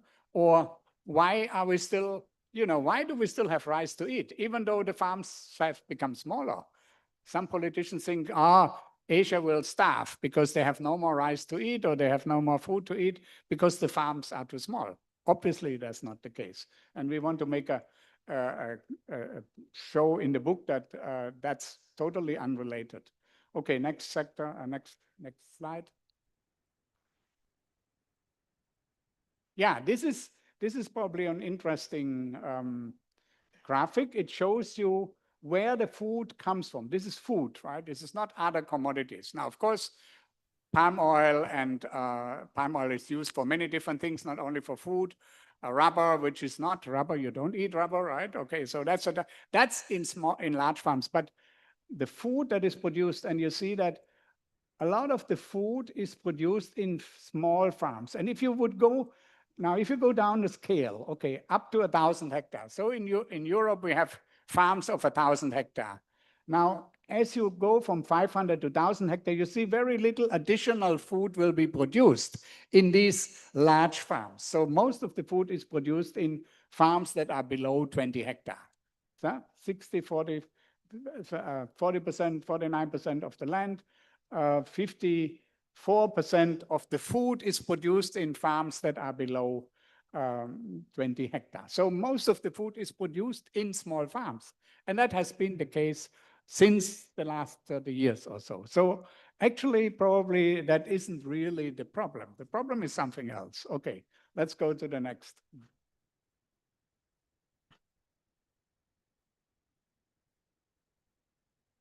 Yeah, technologies, okay, I think we can skip that, but we can talk about, okay, there are a lot of technologies now available, and farmers have been adopting that. Small farmers have been adopting new varieties, new germplasms, a mechanization. There is a commercial machine operators. They have a business. They rent out their combine harvester. You can call him. So you can do your farming on telephone. So many of the farms are now part-time farmers. Okay, so maybe they are a taxi driver, and then they have a farm at home, and they do it by organizing it with agricultural service suppliers, and that is happening quite a lot. Okay, next slide. Yeah, modern technologies, precision agriculture, adaptive tillage, autonomous tractors and plowing robots. So you have a robot who is doing plowing. You have a drone who sprays pesticides.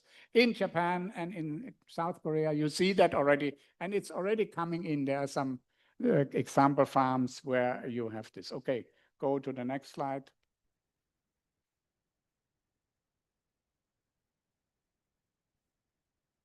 Yeah, rural bioindustry, that's another big field where I say, okay, that's a big opportunity for the rural areas.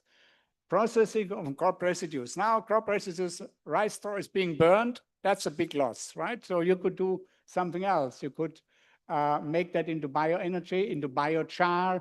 You can extract silica from sugarcane. You have bioethanol from palm oil residues. From the empty fruit benches, you can have biogas. You can have decentralized bioenergy. Sometimes you see this solar panels in the fields. So you have decentralized networks, and you don't have to suffer all these brownouts all the time because the grid doesn't work. And you can produce bioplastics from cassava and seaweeds, and even specialty chemicals from biomass. So it's a lot of biomass is produced, and it's non-used. So that's a big potential for commercialization. Okay, let's go to the next slide.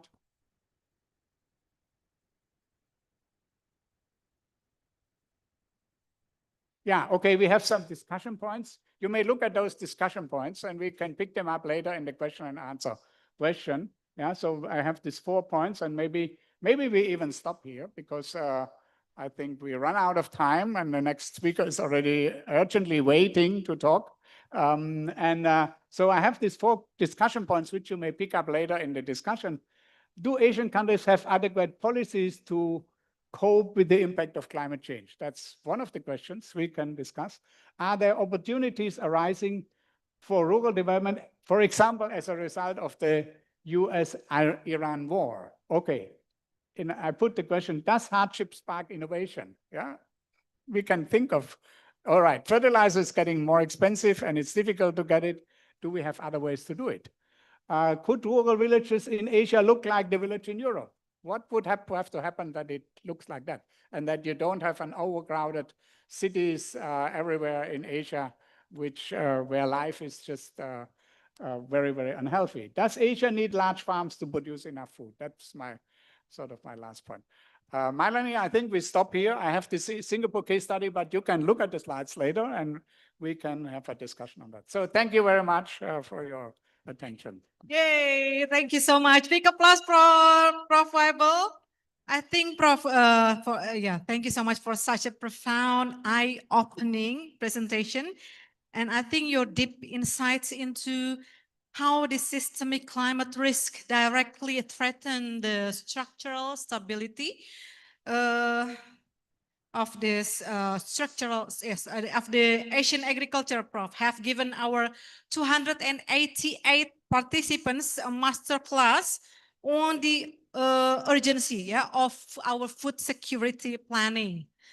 Okay, everybody, ladies and gentlemen, while Professor Weibel has brilliantly laid out the macroeconomic, agriculture, and environmental risk landscapes, our next speaker will ground us in how these environmental demands manifest under intense geopolitical pressure and political economic trade-offs. Please welcome to the stage our second keynote speaker, Associate Professor Dr. Zulfan Tajudin. The floor is yours, Prof.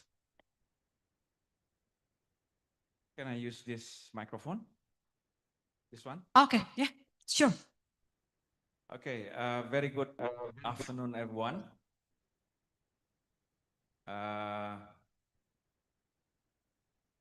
35 years ago, for the first time I came to this university to start my undergrad. So I'm very pleased today to stand here to speak in this conference after 35 years of starting my undergrad at this university. So this is by way of introductions. For the participants of the summer course, I demand your attention. I know that this is not a good time for this kind of lecture. You may be sleepy, full of lunch. So bear with me for 20 minutes. And then I'll start with a very simple questions, a kind of quiz, something that I used to do to my student. I put the questions here. Does Indonesia fit the narrative of green sacrifice zone? I'm asking each and every one of you, the participant of the summer course, who will say yes? How many hands? A bit higher, please. 1, 2. You can revise your answer later after this 20 minutes. 1, 2, 3, 4, 5, 6, 7, 8. Okay, about 10. That's good. That's very good news to begin with. Okay, but when you start with the good news, it doesn't mean that after 20 minutes you will stay with the good news. We'll check after 20 minutes. Okay, what I'm going to do is I'll introduce you with the concept of green sacrifice zone. You need to understand the concept first before answering the questions. The second one is, how do you see what elements within Indonesia to assess the country, whether the country fit or not with the notions of green sacrifice zone? Okay, I'll start with the next slide. Can we move to the next slide, please? I'll start with the contrast here to bring you to the concept of green sacrifice zone. On the right, you will have a visual from uranium mine in Niger. You know Niger in West Africa? Yeah, in the northern part of Nigeria, you have Niger. If you are from Sierra Leone or from Gambia, you must be very familiar with the geography. On the right, this is a picture from France, a modern nuclear power plant. So here you have two countries, one product. Niger, for about 50 years, Niger exported their uranium to France. And Niger is one of the Francophone country in Africa.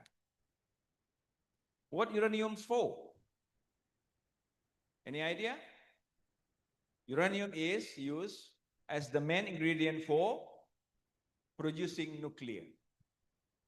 And if you are asking me about electricity productions by country, France is the most greenest country on electricity production.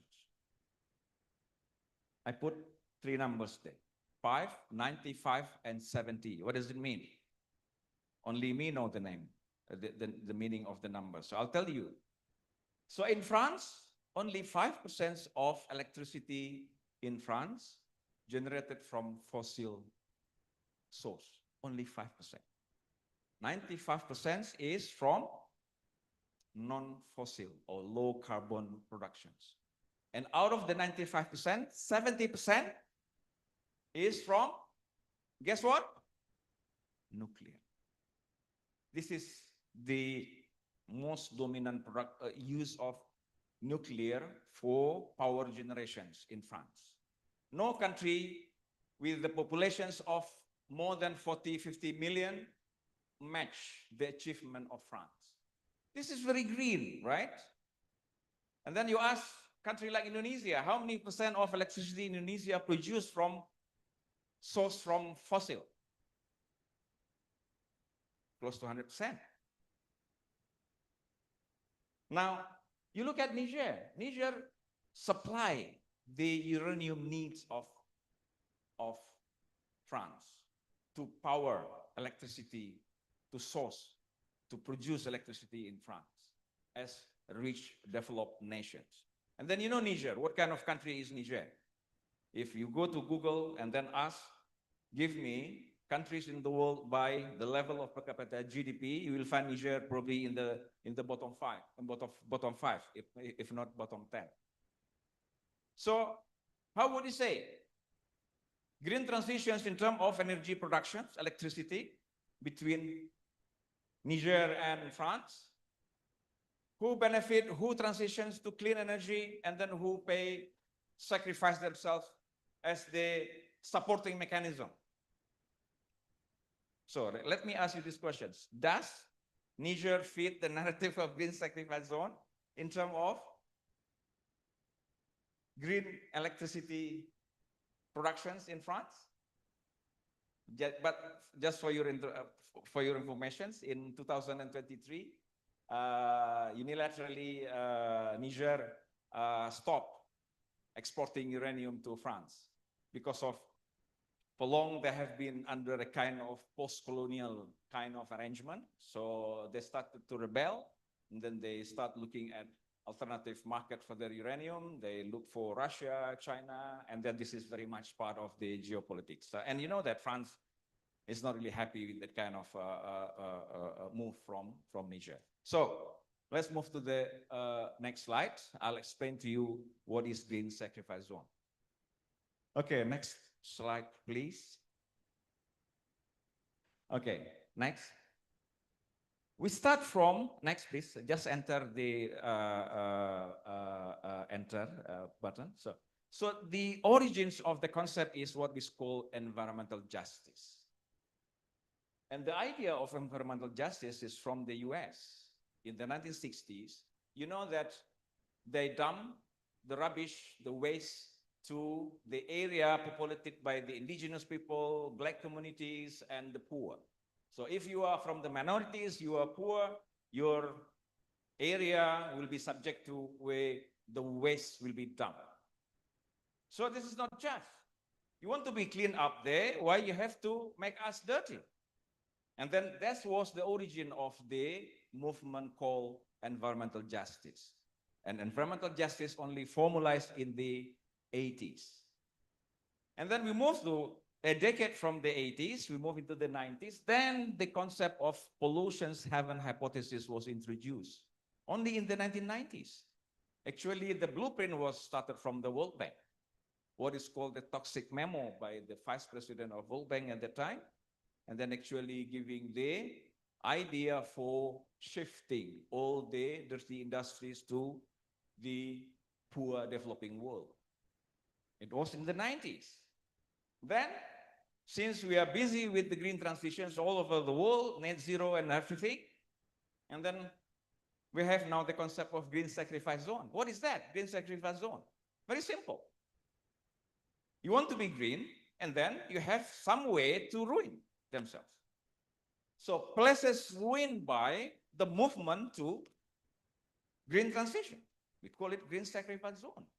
So in bracket, green sacrifice zone is basically, put it simply, it is simply pollution heaven hypothesis, what we put the blanket of green. And then the area, we call it also the green extractivism, you extract, but the idea is to make green transition somewhere else. So this is kind of zero-sum game. When you have gain somewhere else will have to pay the price. This is very logic. You know with the concept of zero-sum game, right? And then I put there the underline of the relationships. This is not just mechanical relationship. This is not just about supply and demand. This is not just to understand how things work. No, this is about class relations. Who benefit, who pay the cost. We have to understand from that kind of perspective. Okay, next slide, please. That's the idea of green sacrifice zone. Next slide, please. I have only another 10 minutes. Next slide, please. The next one is I gave you a visual from DRC.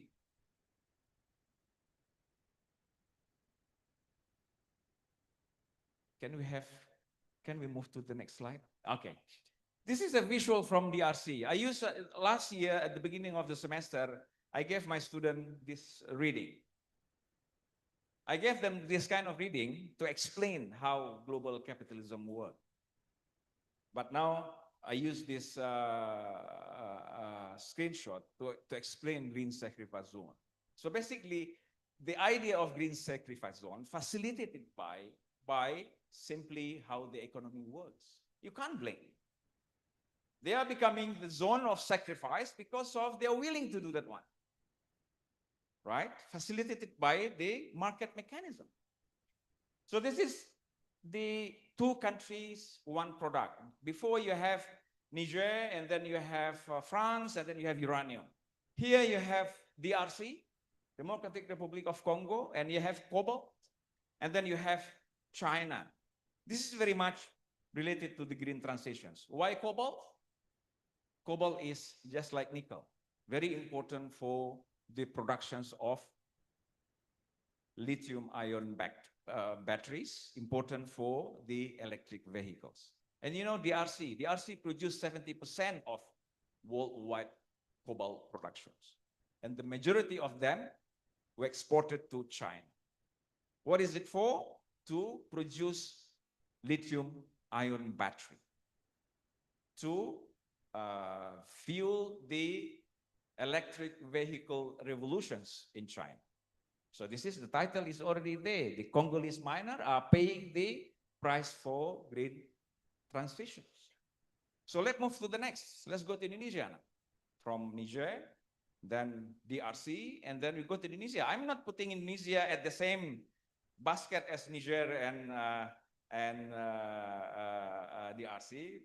Everyone will be angry with me. Indonesia is middle-income country, rising global power. We are very proud of that kind of status. So this will be different.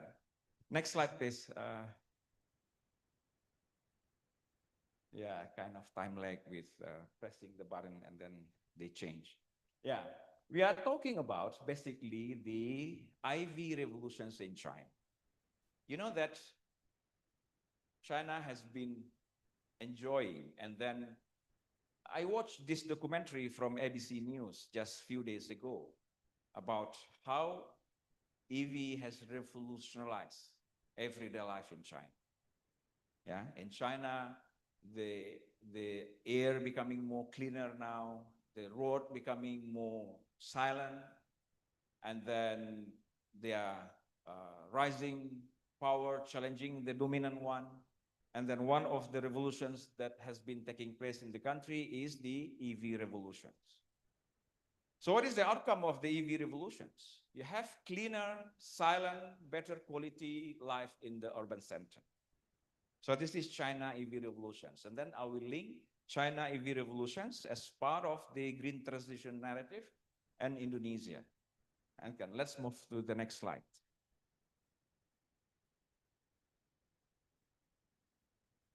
Next slide, please. Okay, now we have again two countries, Indonesia and China, and then we have a different product, different minerals. The name is nickel. And just like cobalt for DRC, nickel for Indonesia is roughly with similar positions, globally speaking. Indonesia produce, how many percent of world nickel productions? About 70%. And then out of the 70%, Indonesia export them to China for about 80 to 90%. So 80 to 90% of Indonesia's nickel are exported to China. And how many percent China's need for nickel are imported from Indonesia? About 70 to 8%. And that has been fueling the political economy of this country for the past 10, 15 years, right? Everything is about nickel, everyone is crazy about nickel, and then the hilirisasi becoming the mantra. So I give you two contrasting pictures. On the left, I have a visual for you from Konawe Utara in Sulawesi. This is one picture from the nickel mine. On the right, I have the ABC documentary about EV revolutions in China.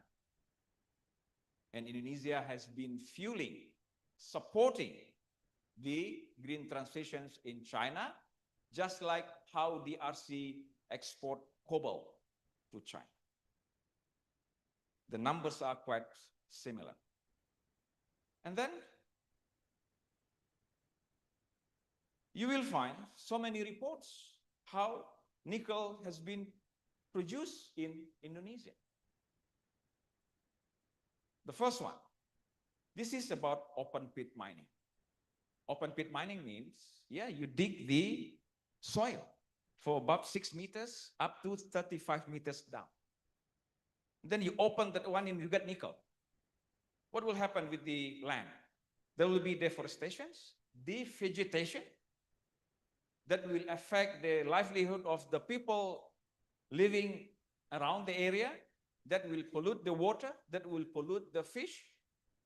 Easy for you, you go to Google, you go to YouTube, you will find so many documentaries from CNA, from Deutsche Welle, from ABC, from BBC about how nickel has affected the environment, the health, public health, and also the economy of the local people. That's about the open pit mining. What about the processing? The smelting, nickel smelting. This is one of the fossil-hungry process. They need electricity, and the 97-98% of electricity to run the nickel smelting process is derived from coal. 97-98%. And the scale of electricity needed for the process of nickel smelting, that will be equivalent with about 80% of household electricity needs in Indonesia. You imagine 280 million people. You imagine the household. 80% of their electricity needs, that will be equivalent to the amount of electricity needed for nickel smelting process. So this is really resource dependent, fossil hungry, environmentally really damaging, that kind of process. So this is just a simple statistics and available for everyone to check. If you go to the journalistic report, you go to journal articles, you go to investigative journalists, you will find all the data that I mentioned to you. What we need is to frame those data into the right narrative. Okay, the next slide, please. I have some visual for you, and then I'll be done. The next one. Next one, please. Yeah, next one. I have the data for you here. Comparing China and Indonesia, Indonesia produces 70% of global nickel. 80 to 90% are exported to China. This is about open pit mining, land transformations involving deforestation and devegetation. And this is about the coal-based smelting process. To conclude, nickel for Indonesia is about resource dependent, emissions heavy, significant environmental and social impact. Now, let's what happened with China. China is on the other hand. They produce 70% of worldwide lithium-ion batteries. They source 70 to 80% of their nickel need to Indonesia. And then they have been becoming the market leader of EV market. They control 60% of worldwide EV productions. And just to put more data, if you think of Shanghai, Beijing, and the Chinese big metropolis, now, yeah, as of now, the EV penetration rate now is about 70%. So 70% of new cars sold in the market are EVs. And as Indonesia, how many percent of new cars are EVs? So this is, and then what happened in China? This is the heart of the green transitions to transform the Chinese road cities into the creating a silent and clean urban atmosphere. But at what cost? Indonesia is among the countries who pay for the cost, in addition to the RC. Okay, I give you three more visual in the next slide. Next slide, please. Yeah, this is a visual from Papua, from Raja Ampat, in what is the name of it? Gag Island in Raja Ampat, southwest Papua. I took this one from Jakarta Post. Next slide, please. Another visual. And this is from Southeast Sulawesi, from North Konawe, Konawe Utara. And then you see the two visuals from Konawe. Next slide, please.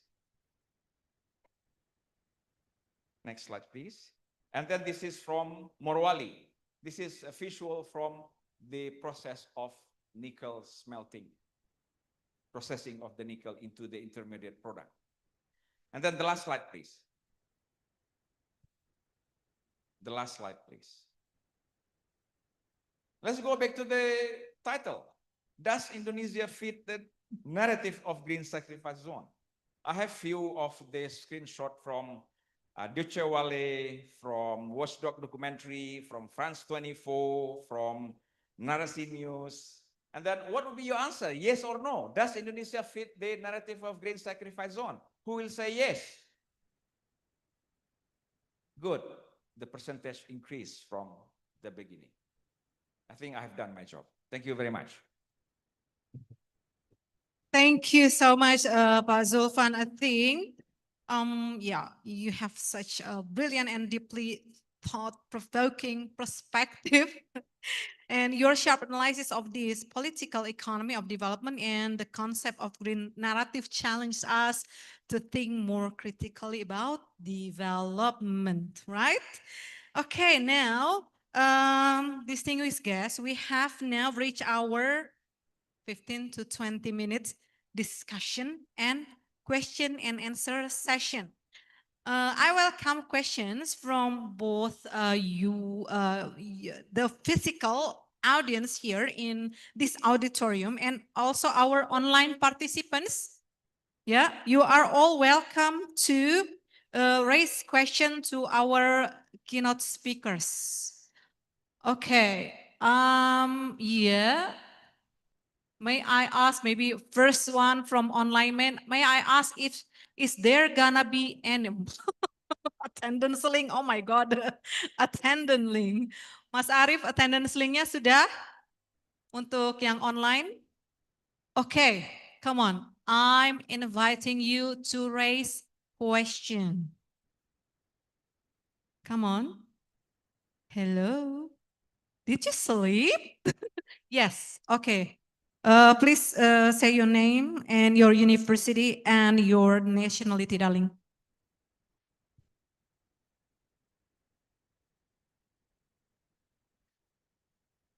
Assalamualaikum warahmatullahi wabarakatuh. My name is Iram Hussain and I'm from Pakistan. My question is from Professor Zulfan. Thank you very much for your insightful session. And my question is about the green safe zone. We were talking about, the zone.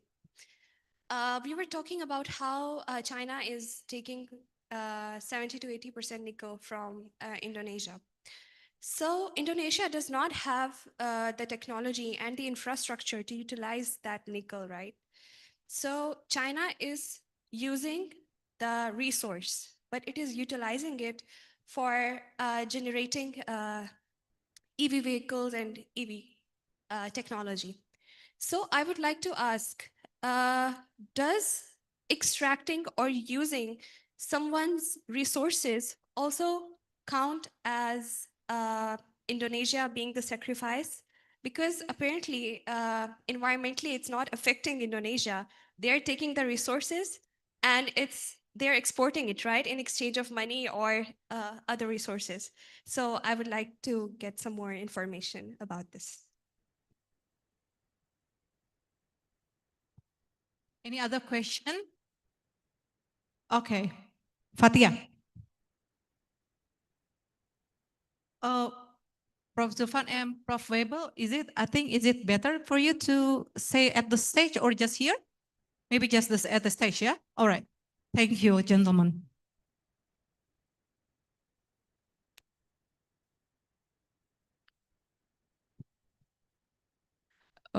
Okay, let me introduce myself. My name is Fatia, and I'm one of the ESL students from the 61st batch. Actually, I'm only asking for your opinions. It is talking about from Professor Herman Weibel speech about the Asian agriculture in a climate change driven energy world. Hold on. You've mentioned that the Southeast countries are facing the same threat where their capitals are either sinking or either floating above the sea. And in the next 50 years. And for instance, Indonesia will change their capital from Jakarta to Kalimantan, right? We all know. And do you think is it the right choice by accepting the fate that Jakarta will drown in the next 50 years, or is there actually hope for us to save Jakarta? And how do we save Jakarta? Thank you. Fatia is one of our international student of the ESL department, Indonesian but international student. Okay, is there any other question? Yeah, all right. Thank you so much for giving me the opportunity. So my question was about regarding the lecture that was given regarding, how the comparison was shown between the villages in Europe and also like in Asia. My question was that, of course, in Asia, there are many struggles, of like farmers and villagers, but in Europe, there are also struggles with regards to high production prices and also like the utilities. So my question is, why exactly are we still comparing the Asian villages and the struggles with Europeans? Whereas, as someone who lived in the UK for 1 year, the photo that was shown was not actually the holistic image of how villages look in Europe, no? Like, it's also very gloomy. The villagers are also very struggling with like the production prices. So why do we, after so many years of getting independence and getting rid of the colonial ideas, still have to compare the Asian villages with the European idea of development and production? Thank you. Thank you, Ashmain. Maybe one more question, yeah?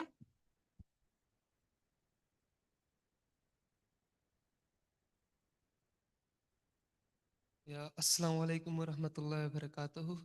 So, first of all, thank you very much, Prof, for your insightful explanation about the environmental protection. It is very good for me because my name is Rahimullah Sori. I am from Undip and I'm a master student in environmental engineering.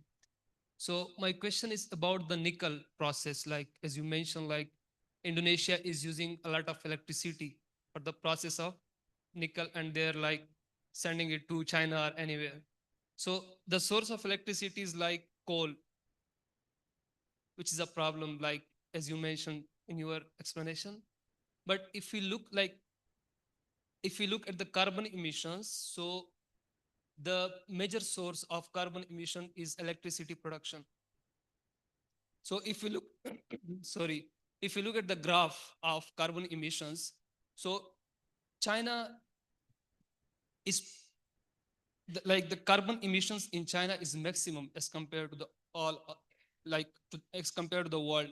So for example, if you are using more electricity for nickel process, so we should have like we should have like we should have the maximum emissions of carbon, but we don't have. So why we should be worried about electricity utilization for nickel process, for example? China is already like at the top of carbon emissions due to electricity, or maybe for other like any electronic devices or anything, you know. So what is like why we should be worried about to utilize the coal for electricity production or for the nickel process, as we are already like we are not at the leading position in carbon emissions. Thank you so much.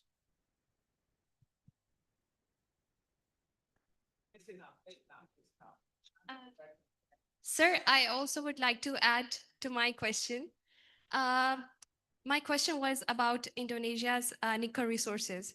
Since Indonesia does not have the technology to utilize the resources, China is taking the resource, the nickel, but they are paying Indonesia in return. So don't you think it is worth it to exchange nickel for economic and diplomatic benefits? So does that still make Indonesia the sacrifice? I would like to know your opinion.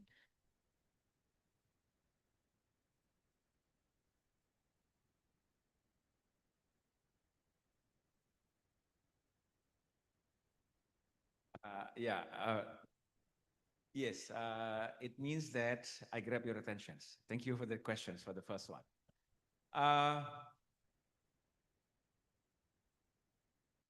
We need to understand how things work. When we read the concept of sacrifice zone, green sacrifice zone, we are not living during just like during the colonial time. No, we are in the free world. Each and country are independent. They have their sovereignty.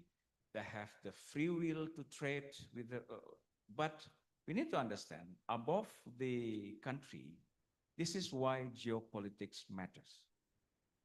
You can't be naive to understand that, yes, we are an independent country. We have our dignity. We have our independence. Yes, on paper. But in reality, you need to understand geopolitics. And one of the first doctrine in geopolitics, if you believe in the realism mazhab of international relations, it says there, each and every country are always in the state of war. That's the dictum in the realist perspective of international relations. So whether you are dealing with international trade, mostly international trade, international cooperations and everything, each and every country will have to safeguard their own interests. If not, they will be ruined by other interests. Very simple. And this is very cruel. I'm telling you, this is very cruel. So when you understand the concept, so that's why I said to you, environmental justice, and then we have the pollutions have an hypothesis, and then we have green sacrifice zone. Underneath, I put this is eventually about class relations. who has the power, who gain most, who gain less, who pay the ultimate price. So, of course, China is not the colonial power, it's rising power. Back in the late 90s, per capita GDP of China was way below Indonesia. But look at China now. China is about 14,000. Where is Indonesia? 5,000. And then since 2010, they have becoming the rising global power, challenging the unipolar power of the world. And then one of the major things that you can characterize China, they advance in technology, they advance in international trade, and then they advance in the global geopolitics. And then this is one revolutions that can be characterized with China, EV revolutions. Yeah. So now let's ask how things operate, how things work. Then you need to understand geopolitics and then go down into how things operate within the country. Us. Okay, yes, Indonesia benefit from the blessing of having the huge endowment on nickel. Great. And then we occupy 70% of worldwide market of nickel. Good. And then we ban the export of raw materials, and then we force them to invest in the processing nickel from the ore nickel into the intermediate product. And then that's the smelting business has been operating in the country, creating jobs, attracting foreign direct investment, state revenue and everything. Then you need to understand how political economy functions within the country. Ask the questions, who control those lucrative business? How the revenue is used for the public interest? You need to go into that one. So that's why understanding economics is one thing, but just simple, plain economics will ruin your life. You need to understand a little bit of political economy. Political economy at the global scale and political economy at the country level. I think I'll stop there.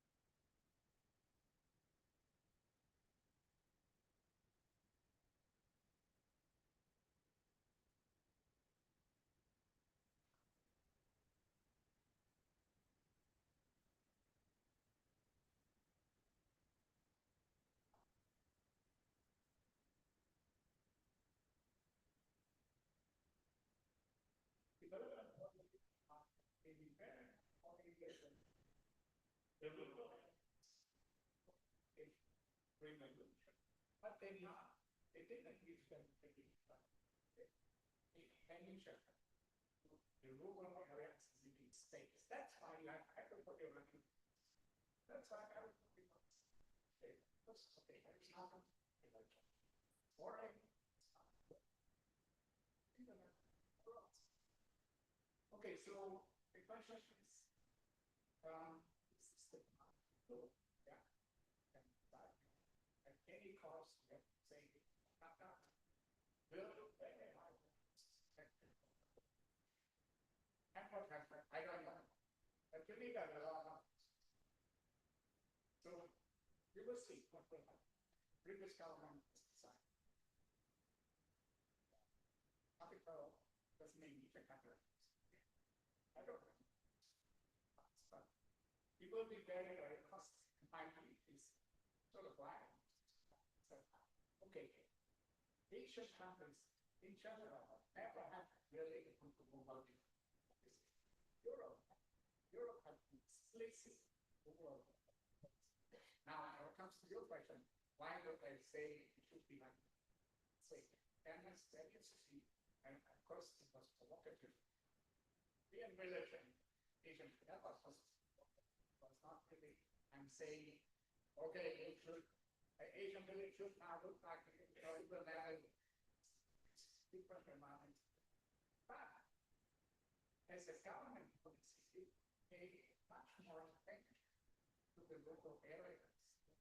If you have some rural commercialization, perhaps some better urban local linkages. People, a lot of people work in the city, but they still have their families. So you have linkages, you have transfer of technology, business, and you can stimulate. You can make examples coming up where you can make the rural space and attractive living.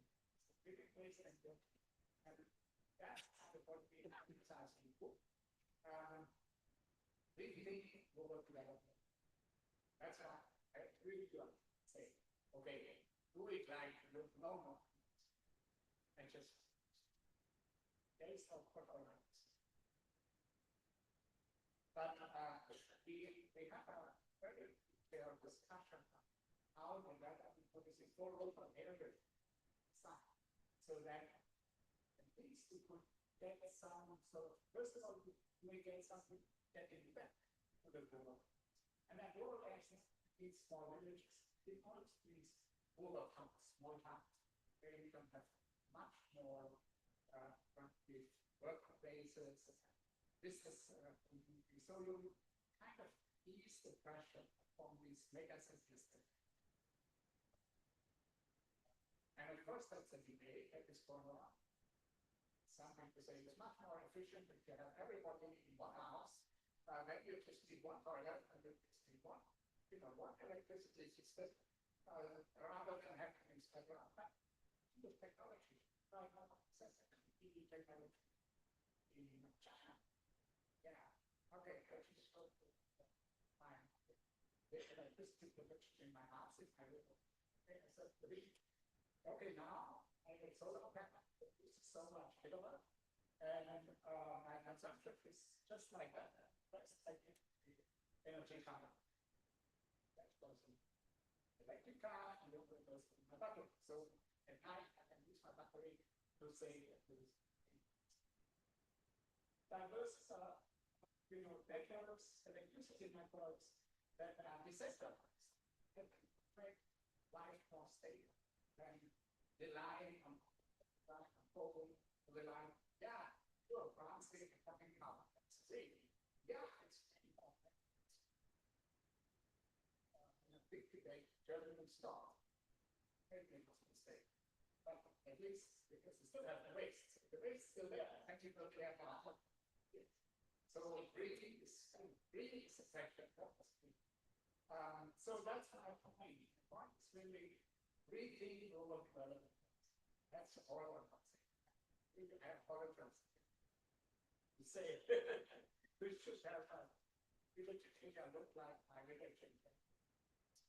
Thank you. Thank you so much.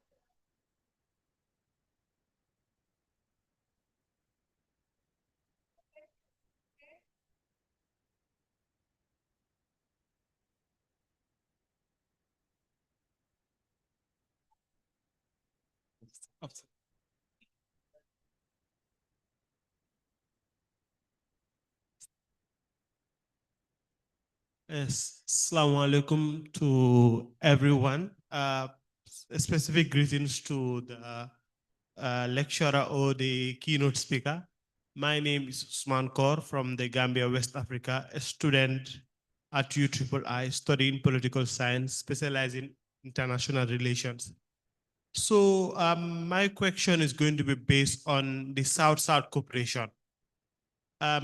China is a rising company, a rising country. So one of the articles that I read was China's relationship with Ecuador. It was one-sided. China was benefiting more than Ecuador. So if you look at the South-South cooperation, as part of its principle includes mutual benefit, non-interference, transfer of technology, and again, countries should determine their own development and leadership agenda. But if you look at China's relationship with Ecuador, it was one-sided. It was like a donor and recipient relationship. So for the fact that Indonesia is endowed with nickel and China has the technology means of production. So is the relationship one-sided or is it mutual inclusive or is China benefiting more than Indonesia? Thank you very much.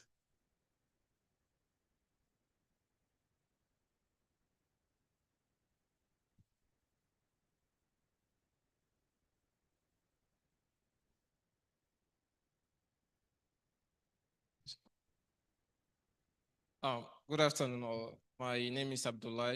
I'm from Sierra Leone, West Africa. I'm studying sustainable finance at UIII.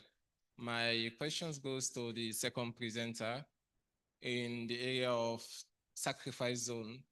Like for most developing nations, they are richly endowed with natural resources, which are more used by the world superpowers in the world who compete globally in terms of economic development. So the issues of sacrifice zone will, from my own perspective, it might be an opinion or a question also. If it can always continue like this from time immemorial, the developed powers always continue to take advantage of the developing nations in terms of their natural resources, and the questions of who win and who lost in this case, the developing nations always lost, that is one, and they always continue to get competitive advantage over them. But meanwhile, if the developing nations who has these natural resources, though the technology know how to convert these raw minerals to finished goods in order for them to get more competitive advantage in terms of reproductions of these resources.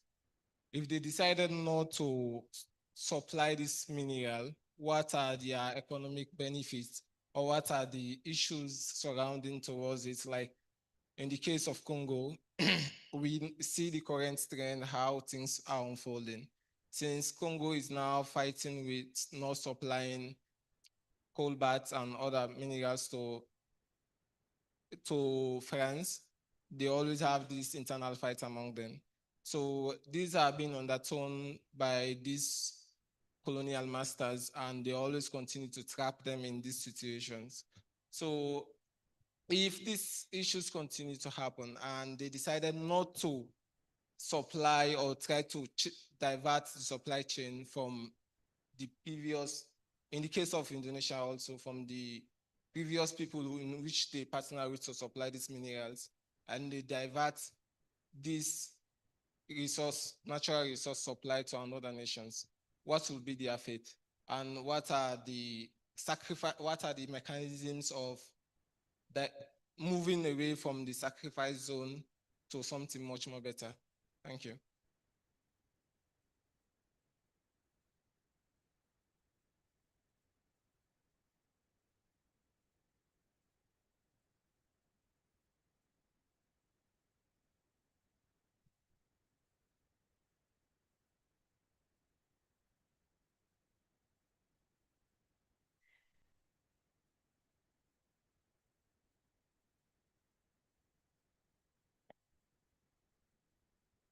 Okay, I think I will stay at a quite general response. I think to have a bigger overview of the concept of green sacrifice zone. So we need to understand this one as the process of the development itself. Because whether a country is endowed with natural resources or not, this is not choice. This is just destiny. You can't really choose, okay? Sometimes endowed with the natural resources are blessed, sometimes becoming a curse. South Korea, for example, came out from the Korean War without any natural resources, only manpower, people that they have. Becoming resource poor for South Korea was a bless, forcing them to rely on their manpower, human resources, rather than natural resources. But Indonesia, just like the RC, those countries are very rich in natural resources. Now the question is, green sacrifice zone is a concept to understand the situations, places ruined by green transitions. But green transitions is not happening in one place, and then the cost is in one place. That's why you have zone. So green transition in China, green sacrifice zone in Konawe Utara, in Halmahera, in the RC. I show you the visual, right? Now the question is, how do you navigate this one? You are happy to be endowed with the natural resources, cobalt, nickel, uranium, you name it. But the question is, how do you safeguard yourself not to be the sacrifice zone? It's up to them, up to the RC, up to Indonesia, up to Niger, in the context of cobalt, in the context of nickel, in the context of uranium, up to them, how to safeguard the country. But somehow, when you understand the political economy of each and every country, in many instances, I can tell you, they are shooting their own feet rather than shooting their quote unquote enemies in international relations. They are shooting their own feet. But when you shoot your own feet, I'm not part of the feet, I'm part of the head. I'm enjoying that one. So you have to understand the social stratification, the political economy of in the country. Yeah, those who are studying political science should get my point, I believe. So I'll stay there. I'll stay there. This is very much open for discussions. So green transitions is not a very simple concept, looks nice in the documents, but if you understand the process, then a lot of questions will be there. Your transitions, you want to stop polluting the atmosphere, but how do you produce electricity? How do you produce a battery? So after you use the battery, how you dump the battery? I have a colleague, a friend, a very good friend of mine, a professor of sustainable energy in Australia. He said to me, be careful how you produce the battery. And then after you use battery for 10 years, 5 years, what do you do with that one? So green transitions, net zero, very nice in the policy document, in the international diplomacy, but as a scholar, you need to go beyond that one. See what's happening in the real sense. I think I'll stop there. Keep your eyes open on this kind of concept. Yeah.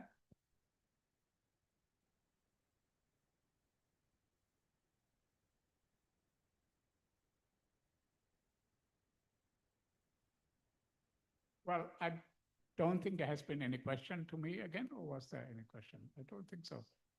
So maybe, I mean, just for, yeah, some closing topics. I mean, okay, my advice to you is, I think you are mostly like natural resource economist, environmental economist. So yeah, I understand your focus is more on, yeah, like resources like nickel, like cobalt, like, you know, soil resources or resources that go into this kind of industries, and maybe the rural issue is something that is a little bit outside because it's more the agricultural economists that look at that. Food is probably not of your concern because you never think that food would be scarce. Every day you have food. So can you imagine a situation that food becomes very expensive, that maybe you cannot eat what you want? Just imagine that. Climate change can do that, right? There can be dramatic increases in food prices, and very sudden. And I remember 2007 was the period when there was the first food price crisis. 2012 was again, 2022 was when the Russian invasion came, then food prices go up a bit, but very quickly, and they go down again.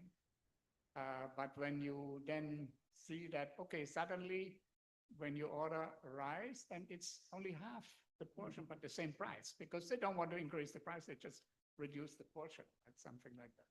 So that is something I would like you to think about because, okay, you are natural resource economists and food production is based on natural resources. These natural resources you don't see so clearly. Right? Yeah, the forest you see, sure. And Indonesia has a big record of cutting down its forest and make a lot of money very quickly, right? Okay. And now they do the same thing. Other things, okay, maybe because there's a big pressure to do that and there is a big incentive to do that. But food is different. Food is a bit different. And the relationship of food production to natural resources is more complex. It's to biodiversity, to ecosystems, to natural enemies. And so my plea is that, okay, look at that also. When you think of natural resources and of environment, look at farming as a natural resource. And then perhaps you will have also a different perspective and you would probably think that, oh, can we take food for granted? And my prediction is no. I think we will have major food crises in the future. But there are ways to deal with them, but they may come, and it quite looks like that. So perhaps that's something, if I had more time, I could do that more precisely. So yeah, I think that's all what I want to say. So thank you very much for your attention.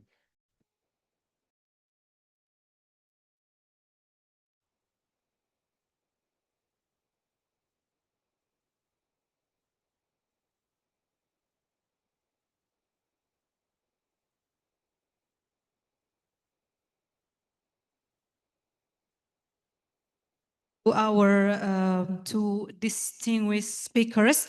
Again, big applause for Professor Weibel and for Professor Tajuddin.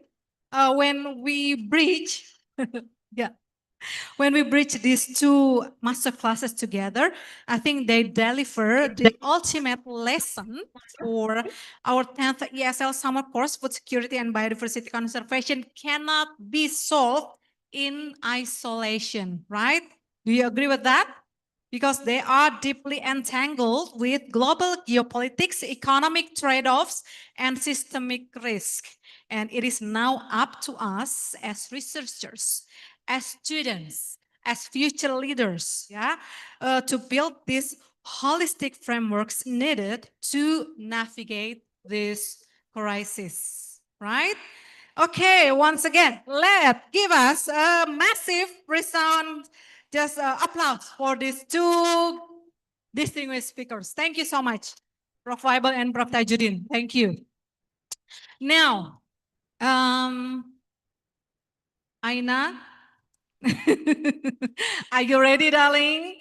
Okay, who wants to see a sword Kazakhstan dance? Okay, Aina. Okay, we invite Aina to go up to the stage. Okay, yes, up. Oh, okay. Somebody can you guys, can you please help us shift the sofa? These two boys, can you please? No, can you please help shift a bit the sofa and the table because Aina wants to. Yeah, thank you so much, gentlemen. Okay, Aina. Okay, Aina Azamat from which university, you darling? Maybe, okay, maybe when they're still shifting the sofa and tables. Okay, Aina. Yeah, maybe you can tell about yourself a bit. I'm not from U3, but I'm from U2. U2, UII, UII, UII. Yeah.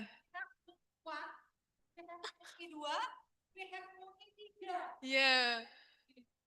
So there are a lot of students on the list were like UI and UII and UII. So I'm from University of Islam Indonesia in Jogja. I'm from Kazakhstan, and this is a dance that I made myself. This will be the dance that I made up myself, just from 20 years seeing what Kazakh people traditional dances is like, and I combine them with my philosophy of my country and creating some dance moves. So there is a like history behind what you guys will see. All right, okay. Could you please just shift the table? Hello, tolong dong digeser aja mas mejanya. Mas, Mbak, tolong tabelnya digeser aja. Oh my God.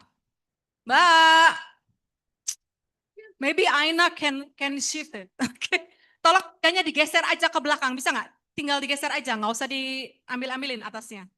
Oke, oke. Alright.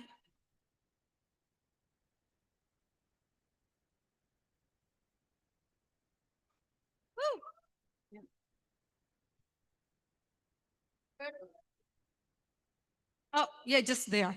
Sorry for falling asleep because I just came at 7 Okay. a.m. in the morning.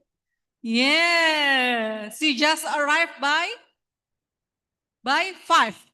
By 5. 5 a.m. in the hotel. She just arrived. So she's a little bit sleepy, but still be energetic. All right.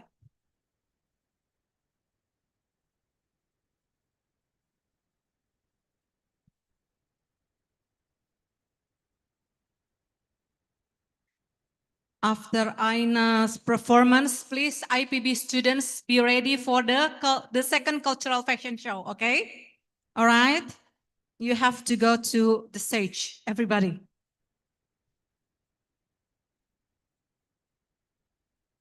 Okay, music.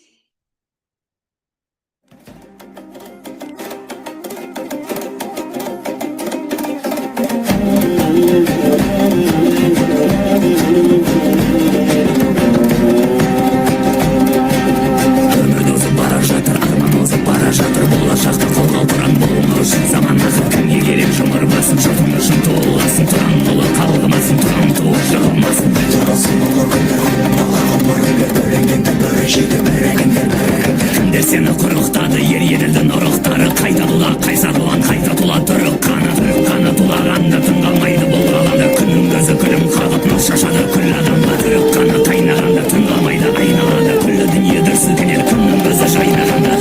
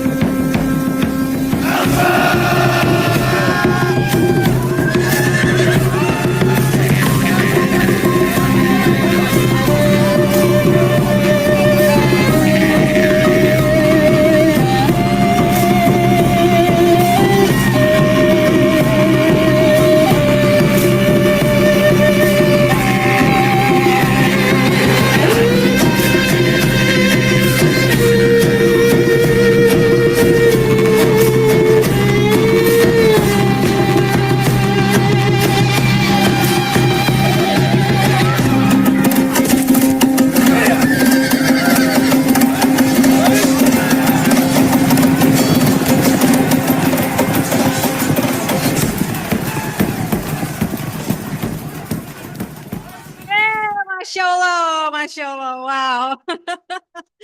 Woo!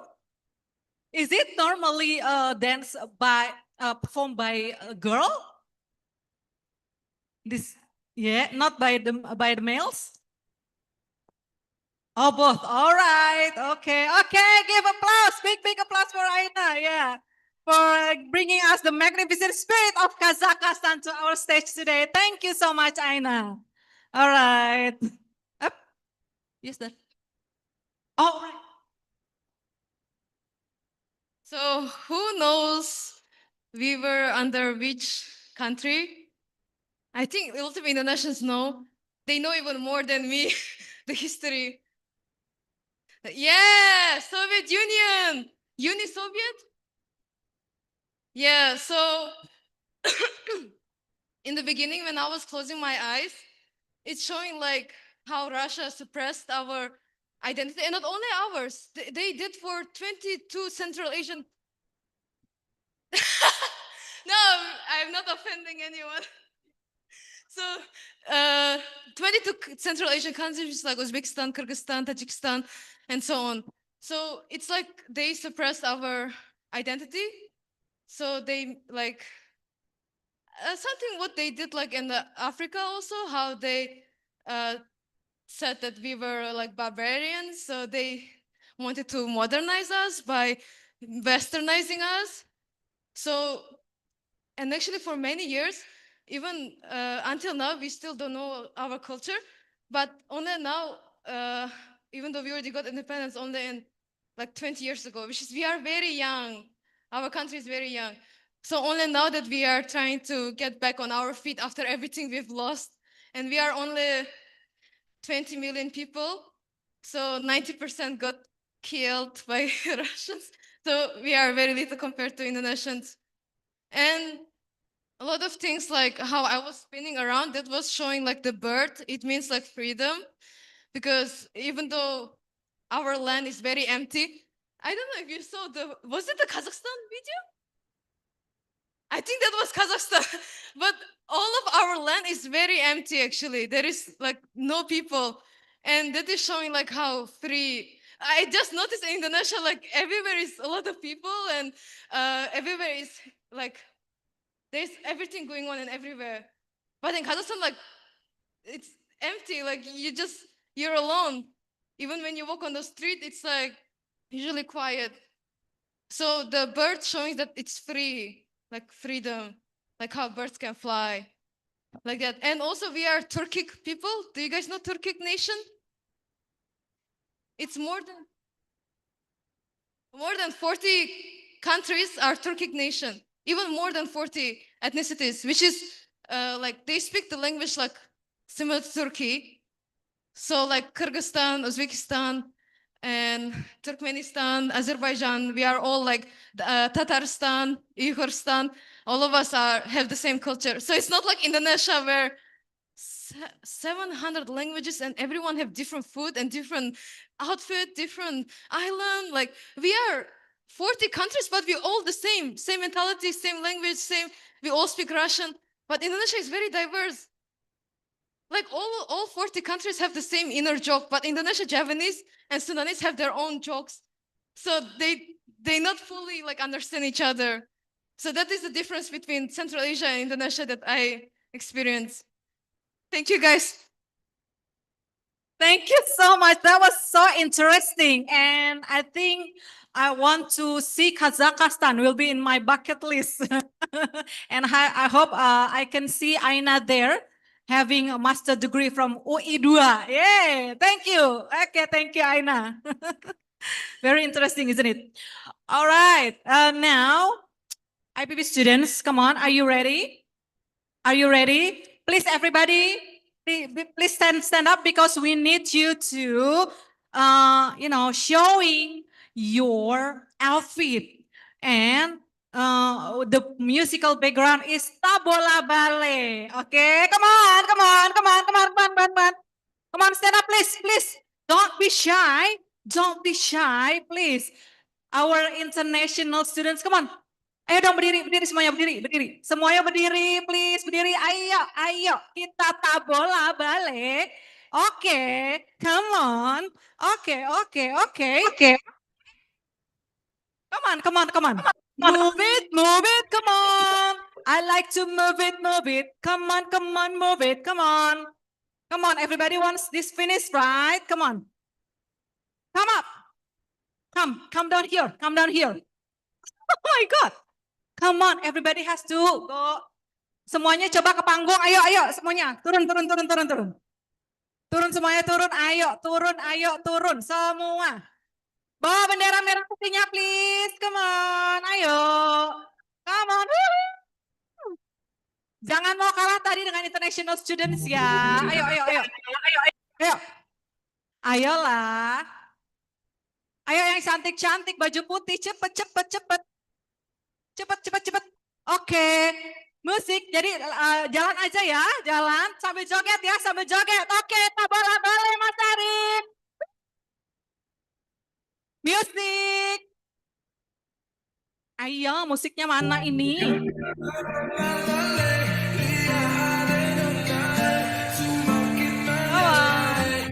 pelan-pelan jalannya ya, biar kelihatan cantik dan lenggok-lenggoknya. Ya. Semuanya sambil joget ya. Semuanya sambil joget ya. Lihat nona makin gagal bikin kakak jadi suka. Dulu ada rambut kakak lihat tambah manis pulang rantau dari mana. Aduh ada nona jangka lalu pasang gaya depan kakak. Kakak jadi jatuh kakak tak bola balik. Lihat ada nona semakin menyala kakak hati susah ada bikin kakak mete. Tidur malam bola balik sejak kakak lihat aduh Tuhan ampuni.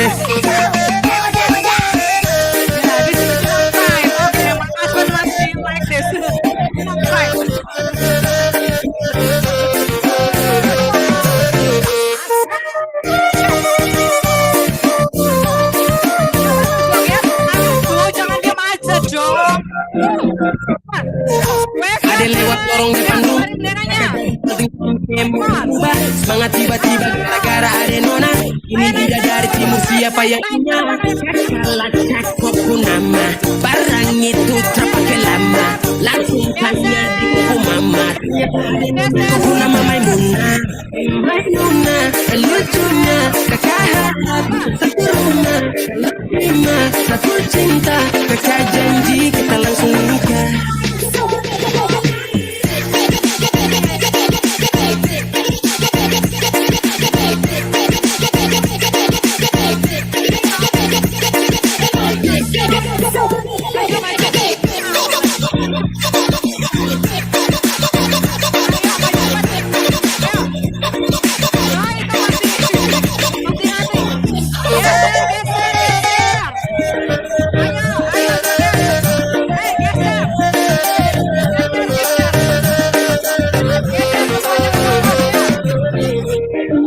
Janganlah baik itu bana, dan aku ingatlah terpo itu. Dek hanya takut mancal ya udah. Acok mau doa melabuhan, dan marilah sengko mancal ya udah bakawan. Basora toko kado, dinai diamkan. Waduh ini anak gagala, sebalik kau tambah peningat jelas. Gaya semakin beda, merah-merah mama ini aneh. Masih kecil-kecil, sekarang balik jauh makin cantik.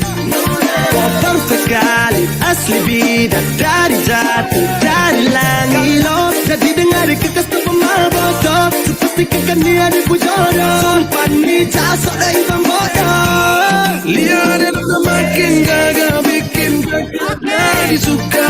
Bukan buat sekarang namun merah-merah. Kakak lihat tambah manis pulang rantau dari mana.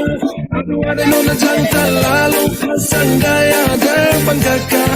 Kakak jadi jatuh kakak tak bola balik. Lihat ada nona semakin menyala kakak hati susah ada bikin kakak mete. Tidur malam bola balik sejak kakak lihat aduh Tuhan ampuni. Ada bikin kakak mete. Tidur malam bola balik sejak kakak lihat aduh Tuhan ampuni.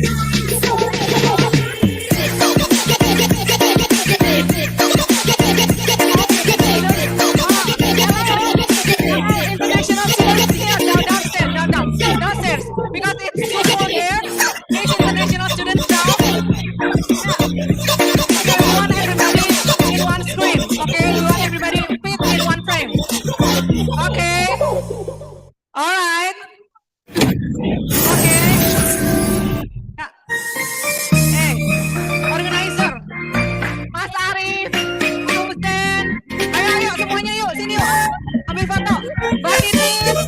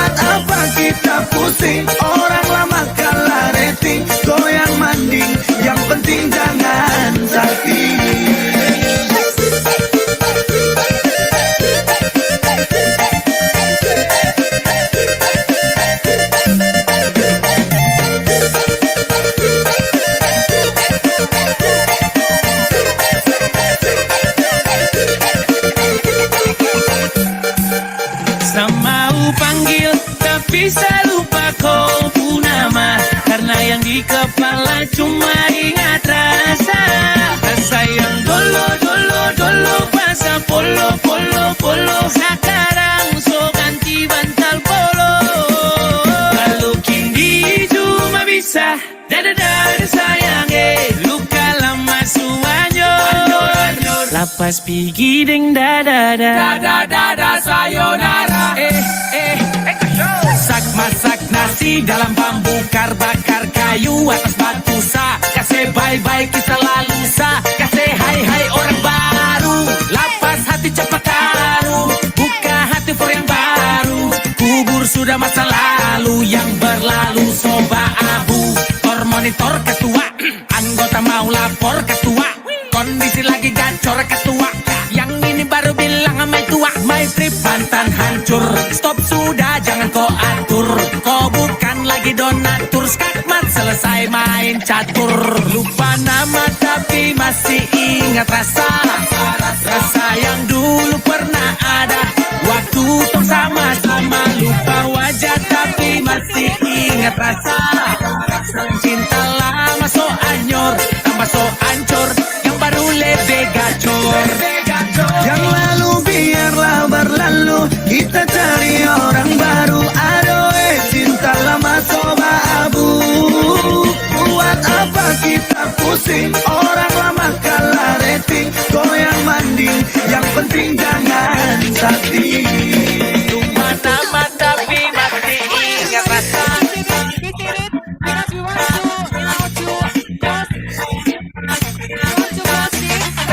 masih ingat rasa.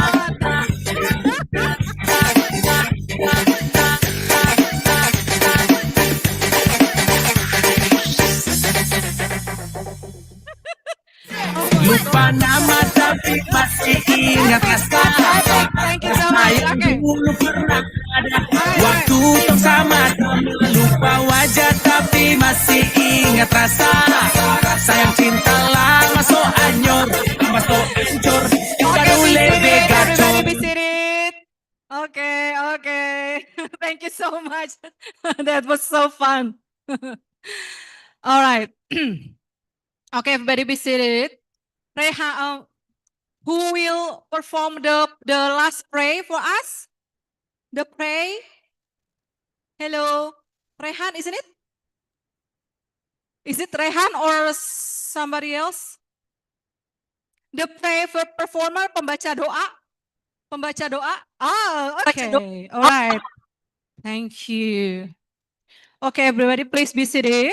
Before we end this program, let's berdoa ya, pray together, and then Zaidan will lead us ya for this prayer. Okay, yes di atas. Shh, be quiet, be quiet, be quiet.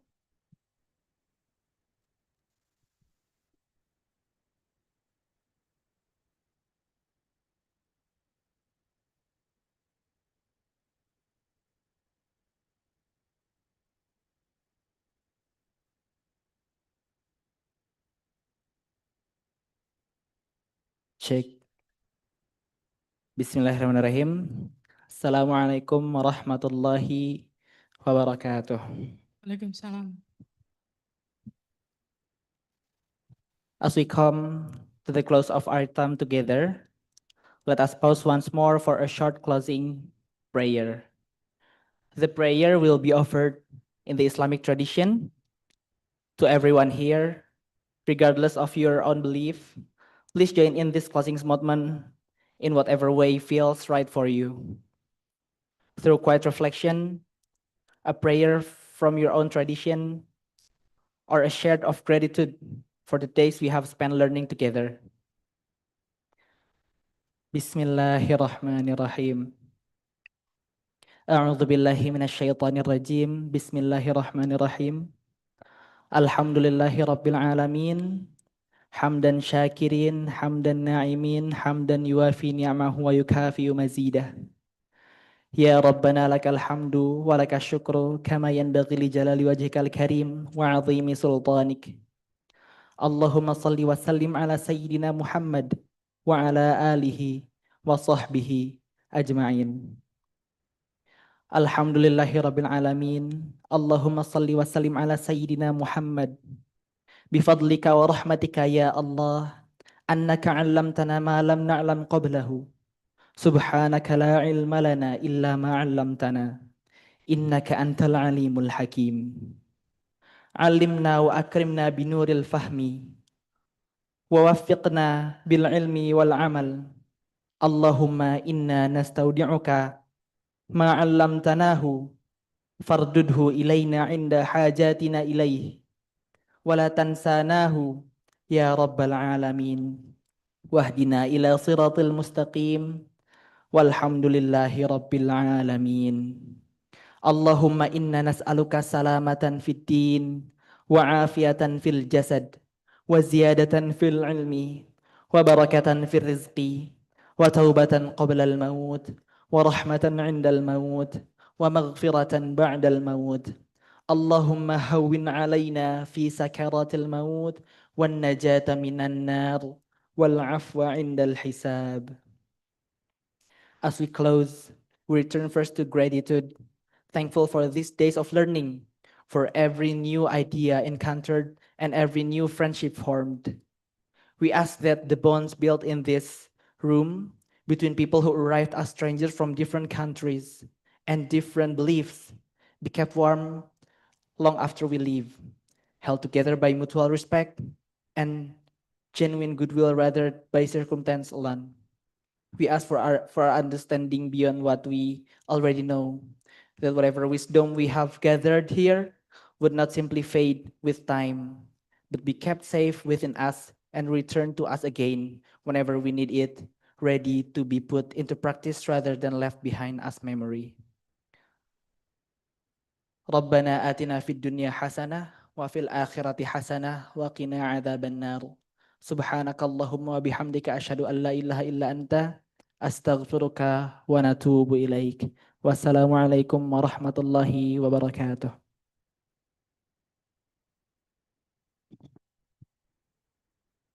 Thank you so much, Zaidan. Okay, everybody. Alhamdulillah. Today everything smoothly, so this is the end of the program. But please, after I close, please all excursion students still be seated here because we need to, give you some very last briefing. Okay, before tomorrow we go cross to the island. Okay, because there is a question from you asking that, do we need to bring everything? Do we stay nights there? Of course. So it looks like still somebody doesn't really get what will happen tomorrow. Okay, so thank you so much, everybody, for your attention, for your effort. Thank you, Pak Kadep. Thank you so much, Prof. Weibel. Thank you, Prof. Tajudin. Thank you, everybody, for coming here and then for make this program very, very shining and wonderful. Thank you so much. Thank you for everybody. Yeah, Assalamualaikum warahmatullahi wabarakatuh. And thank you for all the organizers. Thank you so much. Woo! Thank you. Oke, makasih banyak Pak Adi. Oke, the excursion student still here. Yang lain boleh silakan sudah boleh pulang. Terima kasih banyak teman-teman ESL. Terima kasih. Nanti anak-anak